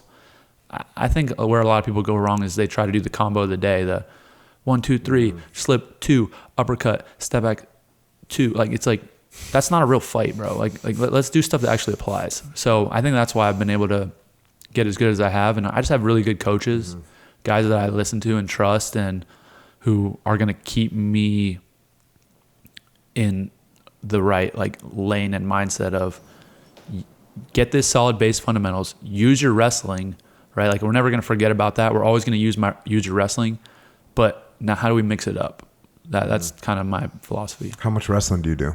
I wrestle every day pretty much. And when you say So wrestle, not that much. Do you do yeah, barely ever, every day. Do you do jiu-jitsu? Is that considered wrestling now? Kind of like if you're going to train, can I slap a guillotine on you and like you're not like, dude, this is wrestling? Well, so what I do is when I do my wrestling training with Penn State still. Oh, okay. So I go train with the college guys, but I adjust it a little bit. So like I'm doing all folk style wrestling because that's most applicable to MMA. And I'm always like protecting myself. Like, of course, these guys aren't going to try to like, they're trying to get better at wrestling. So they're not going to try to guillotine me or whatever. But I just adjust my style a little bit to where it's more the way I would compete in MMA. And like, let's say I'm going with a dude and he shoots in something. Like if I could put a guillotine on him, like I'll put it on him a little bit. You're going to show it to him? Yeah, I'll just show it to him and just kind of like know I could have got it. Obviously, he's not trying to defend me, but like me just getting used to that and stuff. And, you know, then when I would do like actual grappling training, it's with guys that, you know what we're trying to do. Like, you know, I do that a couple times a week. Yeah. So that way you're getting all that. And when's the next fight? Do you know? I'll probably go early next year. So right now I got a couple elk hunts coming up. So through September. Yes, sir. So I'm super pumped about that. And then October, my buddy Anthony's fighting. So I want to help him get ready for that. And then my wife's having a baby December. So it kind of eliminated like the rest of this year for me. Because the main thing was, since my wife's pregnant, I didn't want to have a situation where, all right, I'm fighting December 12th, boom, she goes into labor, and I'm like, what the frick, you know? So I'll probably push it to March or April, but I think that's good for me too, just with my development. I fought 5 times in the past year, and you know, it's good for me to take some time and not be in camp, because I've just been in camp the whole time. Yeah, and you got a baby coming. Your wife's a 3-time All-American, freaking track athlete, savage. So you're like gonna have a genetic mutant offspring as well. Yeah, that's the plan. That was kind of. But you messed up the date for wrestling a little bit. I know. We'll see. So I'm hoping if she's a week late, we're good. Yeah. So we'll see. But yeah, I'm really excited about it. She's the best. So you know, met my wife in school and whatnot, and yeah, I'm excited for us to be parents. It's gonna be insane. Yeah, that's awesome. Do you know if you're having a boy or girl yet? Boy. Yo. Yeah. That's awesome. Yeah. And then on the business front, kind of, you got some things going on there. You got Scrap Life. I see you're wearing a Scrap Life t-shirt. So this is like, you know, your wrestling apparel, and you guys make shoes and everything. Yeah, we do head to toe wrestling. So that's kind of where we started. Scrap Life I came on to Scrap Life a few years after the brand, you know, began. And then, you know, because of my position and just what I was bringing to the table, they brought me in as partner, and now I do all of our product development. I do manage a lot of the NIL athletes and our influencers and stuff like that. And yeah, we're still early in the business, so you kind of got to do a lot of things when you're early in the business, and it's fun though. I really enjoy it, and I've learned so much just from having to figure things out, and also dealing with people that know a lot as well. It's fun. How's that NIL athlete stuff? Are you pissed? No, you know, I think you accept it. I accept it. Yeah. For me, it's like, I look back at first, I was like, oh my gosh, I missed out on so much money. This is insane. Yeah. And then, you know, it was like, what are you going to cry about it? Just get over it. And for me now, it's like, I always felt like I don't want, the way NIL is working is donors writing checks to athletes. It's like, it's not the way it's intended. It's just a donor writing a check. And so for me, I don't know. I don't really like the way that it's going, the way that it's trending, but I'm also on the other end excited for kids to be able to make money, and happy for a lot of my friends that are doing really well. So, you know, and I'm, you know, never going to beg for $1 from anybody. So I'm going to go earn it myself. So it's all good. Right on. Then you got your, like, this recovery cream that you came out with, which you have some for me, which I'm at camp right now. I need it. I thought you need it? Yeah. I got you, bro. Yeah, I got you. So what's that all about? Yeah, 2717. So it's a recovery cream that actually a close family friend of mine basically asked me. He was like, are you interested in like this recovery cream? I work with a scientist, and we're formulating it to basically help with any type of inflammation, bump, bruise, that type of thing. Would you want to try it and see how it is? And this was like 3 years ago. So this was 2020, 2021. And I was like, okay, I'll try it, whatever. And so I tried it here and there, and I kind of have a bad back, bad neck, so I rub it, and I was like, oh, like that kind of helped a little bit. But, you know, I just kind of kept moving on. And then right before the Olympic trials in 2021, that was when I tore my MCL 90%. So I kind of like partially tore it with Grappling Gordon, and then completely tore it right before. And then it was 3 months of rehab and just re-aggravating it like all the time. It would be like train, third day training, boom, re-aggravate it. And I'm like, what the hell? You know, so basically after 3 months of that, I was like, what if I just, let me rub this on it. Let me see what's up. Because I kind of had forgot almost. And so I started putting it on my knee, you know, in addition to rehab and doing stuff. And then after a month, I was like, I'm good to go. Like, wow, this actually helped. So I hit my family friend back up, and I was like, what's up with this? Like, give me some more info on it. Like, let me see this. So he gives me some more info, gets me some more out. And I was like, all right, this worked for me. I want to see how my teammates like it. So I give some to Nolf, give some to Cael Snyder, give some to a few guys that kind of are doing the same things as me.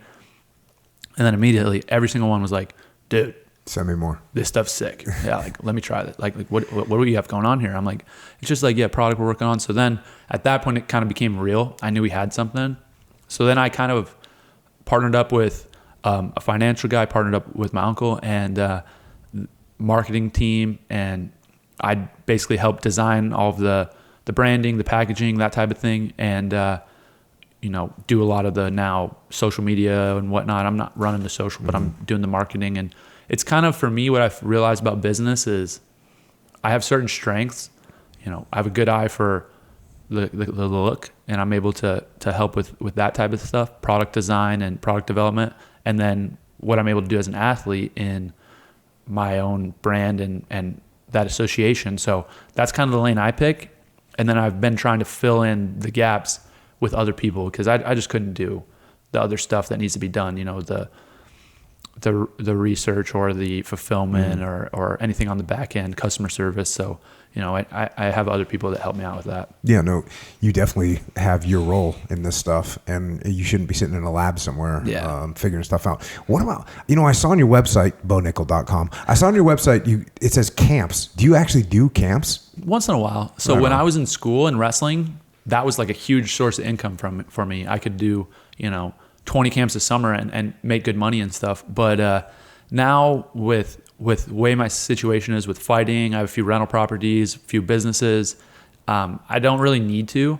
So I will here and there if it's like a camp for maybe like a close friend, or if somebody offers me like a lot of money, then I'm like, all right, well, let me see if I can carve it out. But I definitely don't make it a priority at all.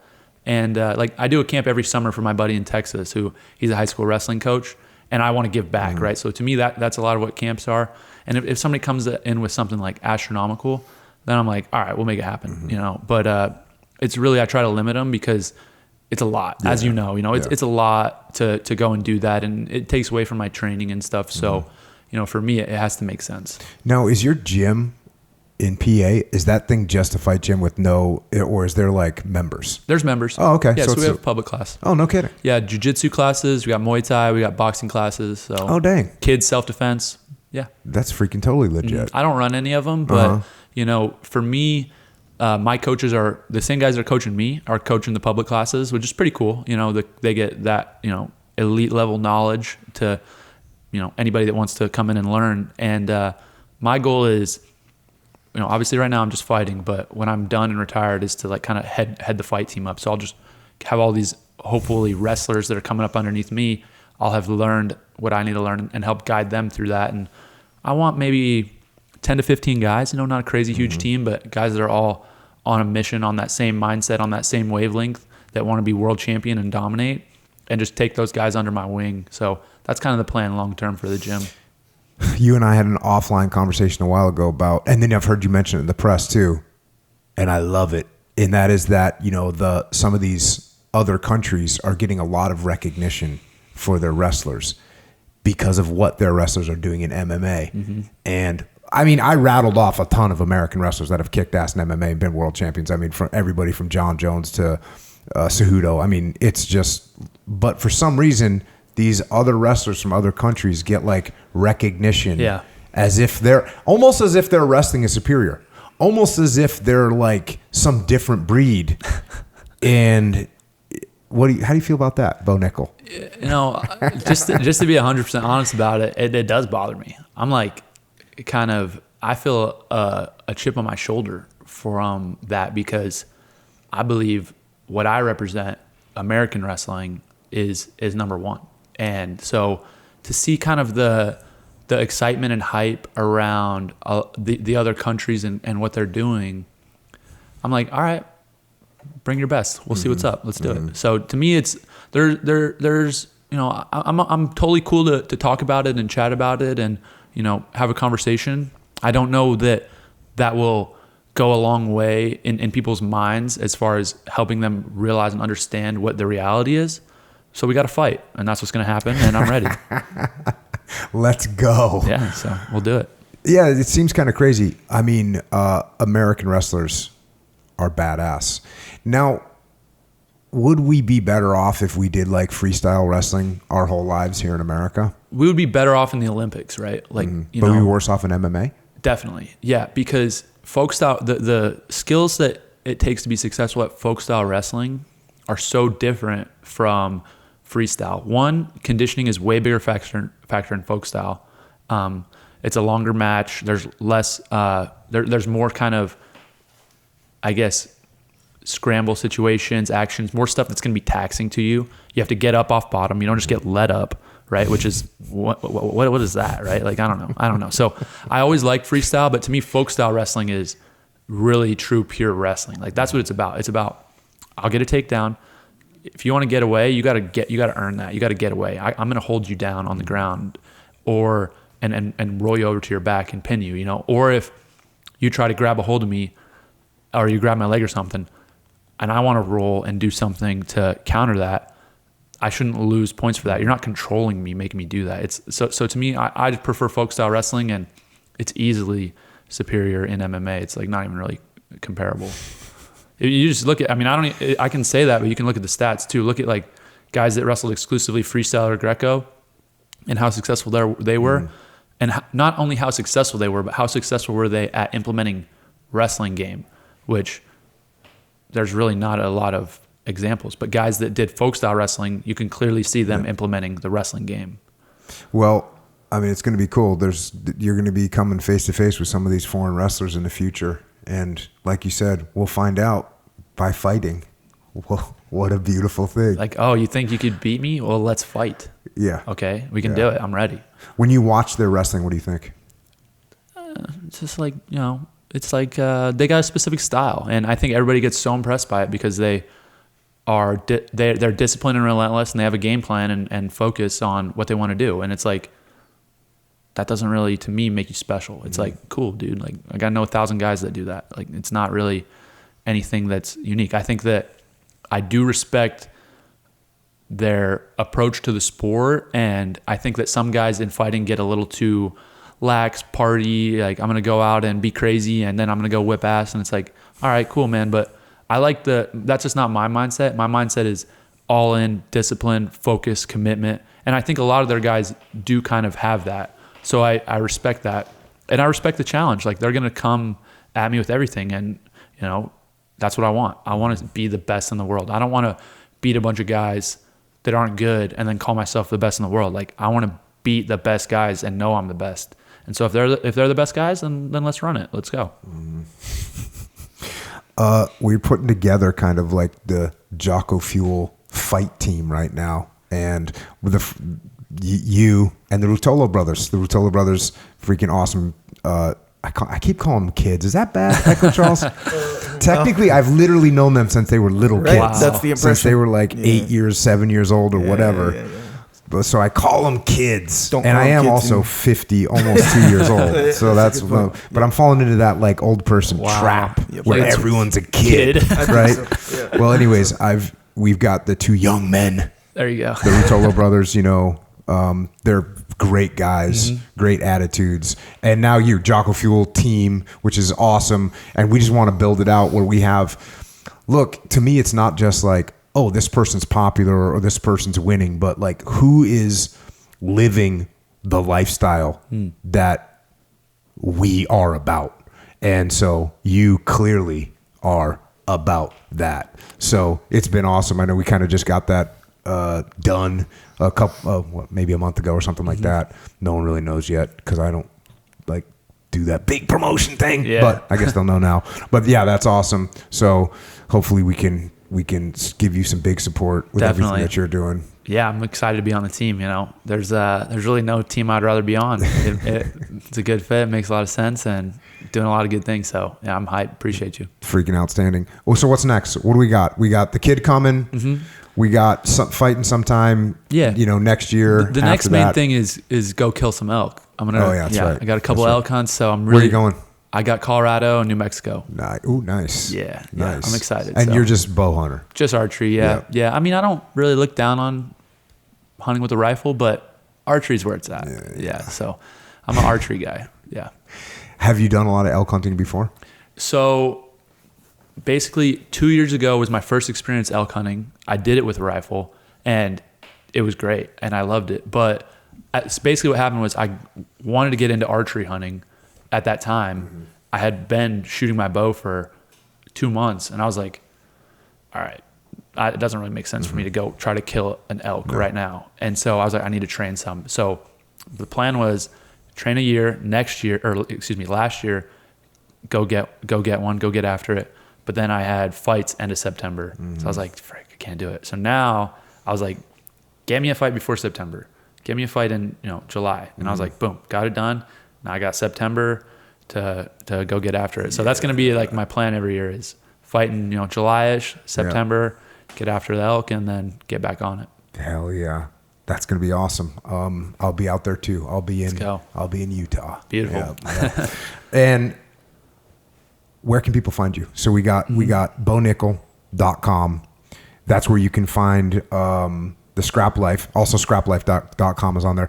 I didn't see 2717. What's the website for that? It's 2717recovery.com. Okay. Yeah, so I need to update the website. So this really new, just kind of launched the product the last few weeks. And 2717recovery, bownickal.com. And then you're on Instagram at NoBickle1. NoBickle1. Is there a joke behind that?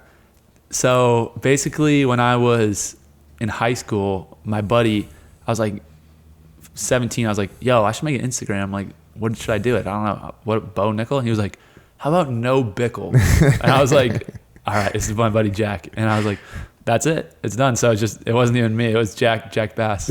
Okay. So on Instagram, you're No Bickle1. On Twitter, you're just No Bickle. And then Facebook, you're actually just yourself at Bo Nickal. Just myself. There you go. That gets us up to speed, right? Yeah. Echo Charles, you got any questions? Yes. I seen you were taking notes. Let's go. I don't know what you're doing over there. Actually, so when was the last time you played football? I knew it. I was going to say I should have written it down. We have football questions coming. So the last time I actually played football, I don't know. I wouldn't count this as playing football.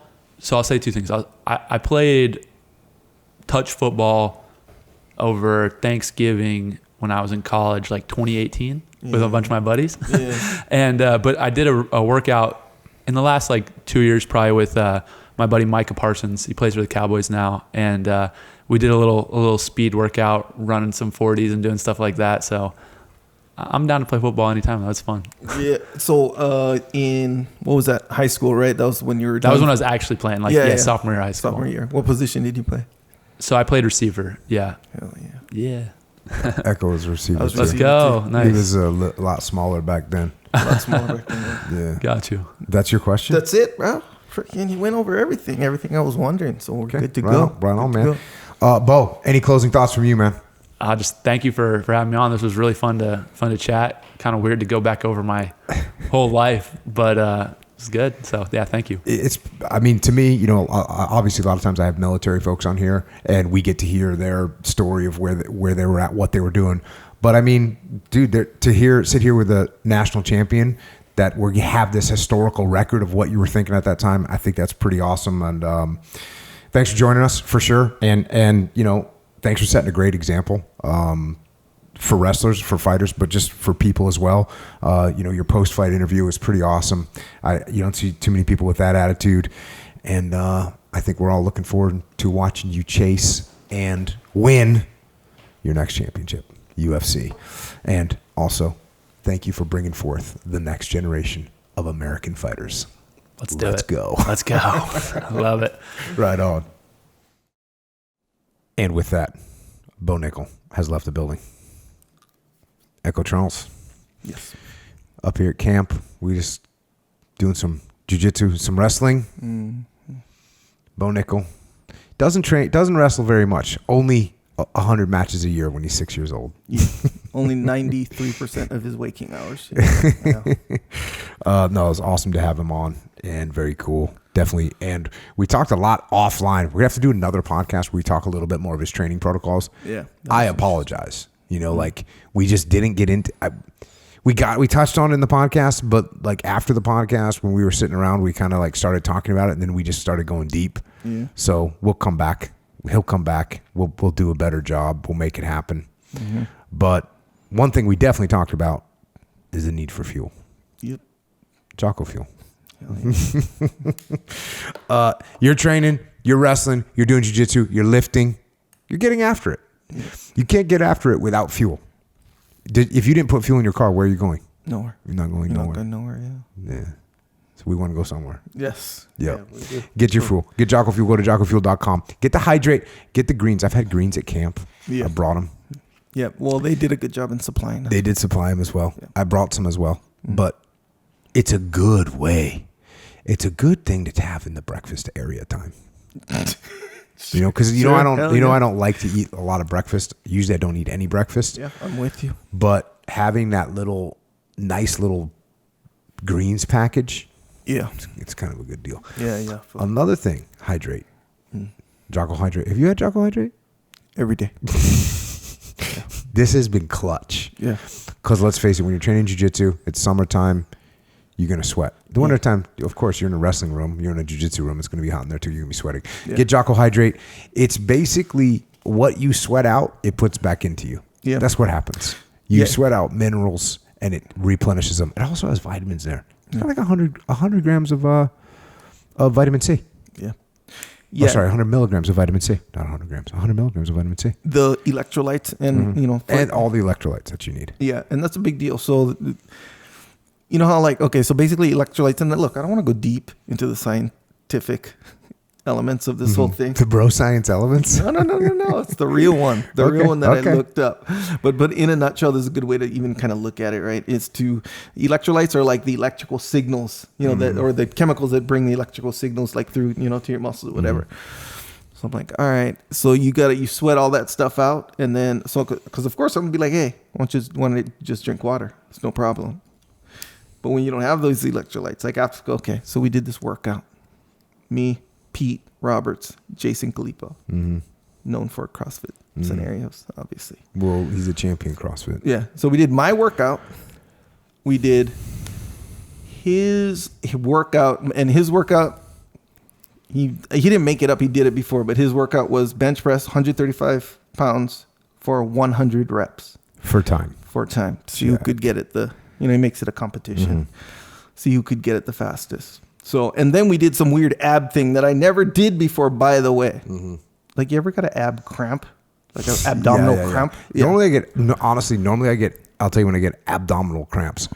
Train jiu-jitsu, worked out, ran, train jiu-jitsu, hard training jiu-jitsu, get home, I'm like laying in my bed and like go to like turn on the light and it's just like cramp. Yes. So that's my normal. So I don't know what you're about to tell me. No, but after the ab thing, you know how and the thing is like when you're done the ab thing, you really feel it. You're like, oh, this is some ab stuff my ab's not used to. And then I turned a certain way, like right after, before I even stood up, I turned a certain way and like it flexed, whoa, and you're just laying there and you gotta like mentally like get past it or whatever. Anyway, so it's like, so all in one, the whole thing, my workout, usually I just do my workout, I'm done. So I did my workout, freaking the bench press challenge, which I lost, by the way. Next time I'll win. which is embarrassing. Yes.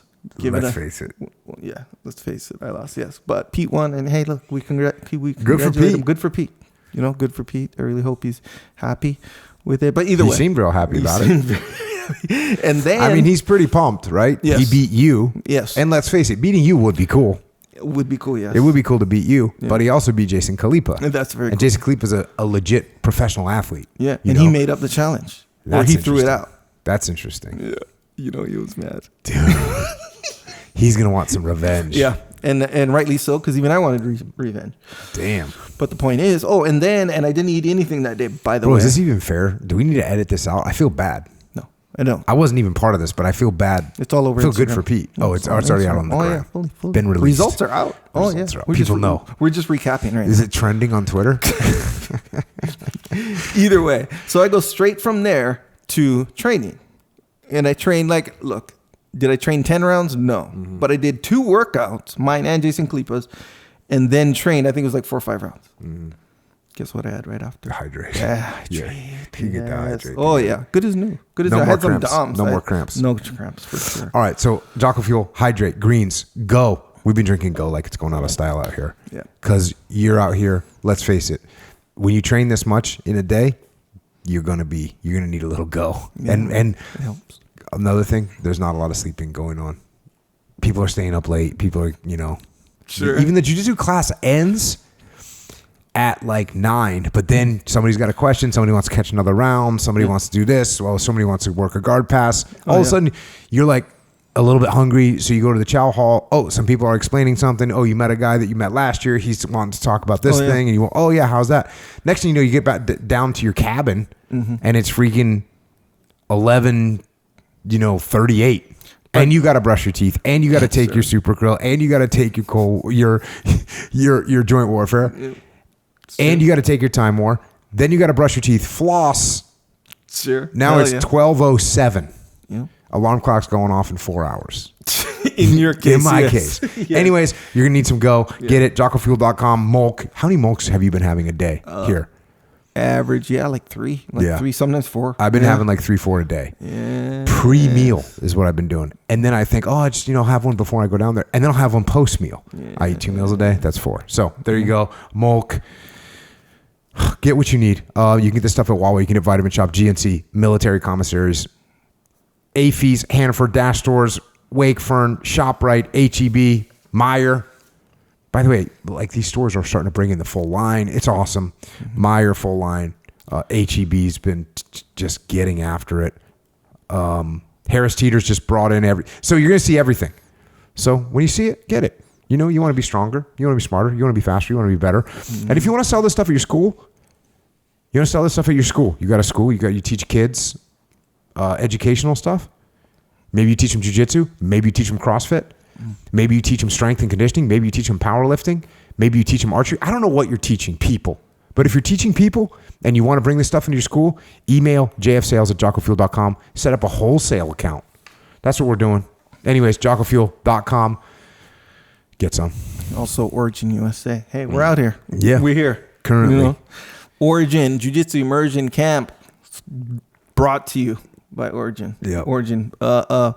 American-made apparel started with gis and still has gis. The best gis, factually. Hands down. Bro, that new one, that black one. Black. Oh, see, you're like the fashion side See, of I that one. know what's going on. Unless all made in America, right here. Right here from the cotton all the way to the gi, but not just gis. Jeans. Got some jeans on Boots. on that one, yeah. Jeans, boots. They got some good jackets. The kilo, the heavy, like those, because I've been seeing those around. I'm like, man, some that I never seen before. Hey, let me just put this out there. It's the end of August currently. You need a hoodie for this winter, for this fall. You need a hoodie. Get yourself an American-made hoodie. Don't buy a hoodie that's made by communists. Buy a hoodie that's made by Americans. That's my recommendation. It'll be better for you. It'll be better for the environment. It'll be better for the economy. It'll be better for freedom. It'll just be better.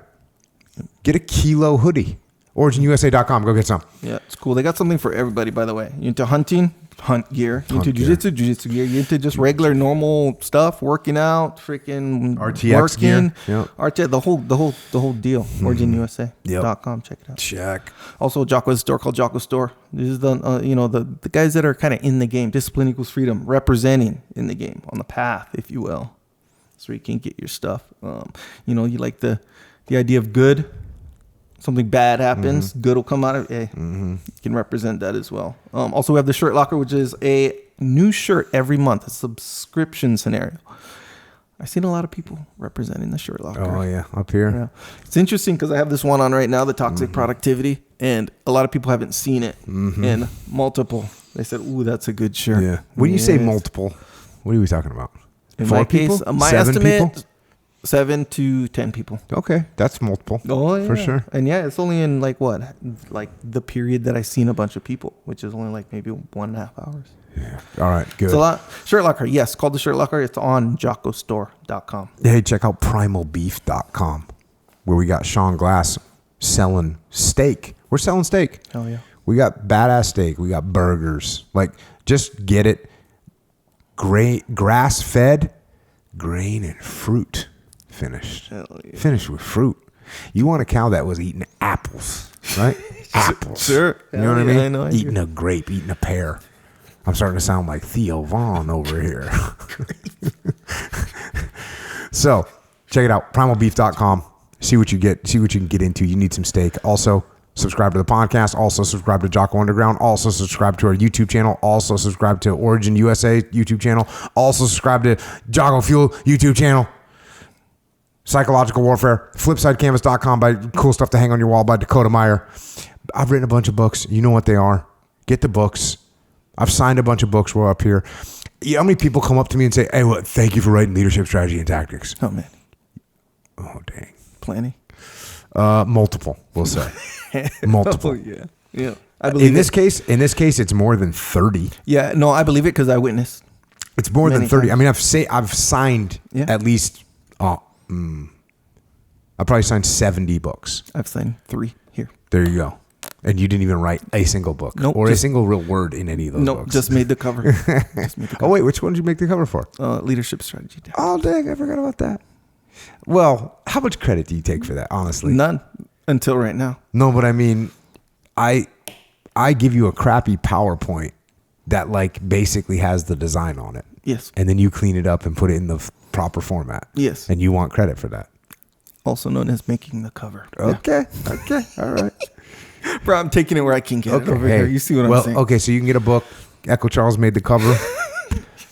Yeah. You know? Hell yeah. A lot of people think that's the most important thing. Well, we do what we can over here. Anyways, bunch of books. You know what they are. Go get them. Hey, also Warrior Kid books. I signed all kinds of Warrior Kid. Kids are playing jiu-jitsu now. They're playing that jiu-jitsu because they got the Warrior Kid books. They're doing pull-ups. They're getting A's in their math classes. They're on the path. Get the Warrior Kid books with people that you know. You're thinking like, well, how good can they be? I'm telling you, there's no way that this many people come up and talk to me about how these books help their kids if they're not freaking outstanding. I agree. So check out the Way of the Warrior Kid books. Check out About Face by Hackworth. I signed one of those while we were here. No, two of those while we're here. And Extreme Ownership, Dichotomy Leadership, Leadership Strategy and Tactics, Discipline Equals. I signed a lot of Discipline Equals Freedom up here. Probably 14 of those. Estimated 17 maybe. Makes sense. Anyways, that's what we're doing. Bunch of books. Get them. EchelonFront.com. If you have issues, you want to improve the leadership inside your organization, go to EchelonFront.com. You can come to one of our events. We can come to you. You can do our online training, which is available at ExtremeOwnership.com, where you can take online courses. You can learn jiu-jitsu online, which is a real physical thing, but you can also learn to lead. So check out ExtremeOwnership.com. Learn about life. Learn about home life. Learn about leading your family. Learn about leading your boss. Learn about leadership. ExtremeOwnership.com. And if you want to help service members, active and retired, you want to help their families, you want to help Gold Star families, check out Mark Lee's mom, Mama Lee. She's got an amazing charity organization. And if you want to donate or you want to get involved, go to americasmightywarriors.org. Also, check out heroesandhorses.org. That is Micah Fink. He's got a charity where he takes people up into the wilderness. I mean, deep into the wilderness. And they go in rivers, cold rivers. They ride horseback. They eat meat. They have no junk food. They have no cell phones.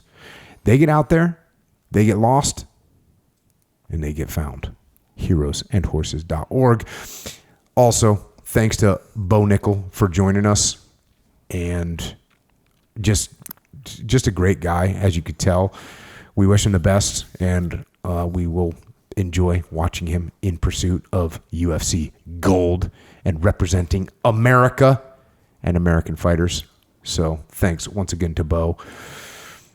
If you want to connect with us, by the way, Bo is bonickal.com. He's at Instagram at NoBickle1. He's on Twitter at NoBickle. He's on Facebook at Bo Nickal. Of course, that goes out Echo Charles. I'm at Jocko Willink. Just be careful because there's an algorithm on there. And you might accidentally follow somebody that you didn't mean to. And now all of a sudden you're following random people. So just be careful. Yeah, watch out. Just watch out for that one. Then what do you do? What do you do when you accidentally follow someone? I don't know, man. That happened to me 2 times. So I'm following, and I'm not gonna say the name obviously, but I just let it ride. Whatever. And if thankfully great people, normal people, whatever. So, but yeah, if they got annoying, I don't know, maybe unfollow. Mute, I don't even know where the follow button is.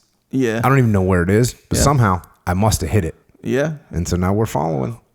Here, this is how it, because I reversed engineered it, and if you click on like your alerts or whatever, the heart with the alerts, it'll say like this guy did this, and then but if you're not following, it'll say follow, like it'll have a question mark, so you can easily accidentally press follow. Yes, check. Okay, well just watch out because your algorithm will have people that you may end up following by accident. It happens. All right, well.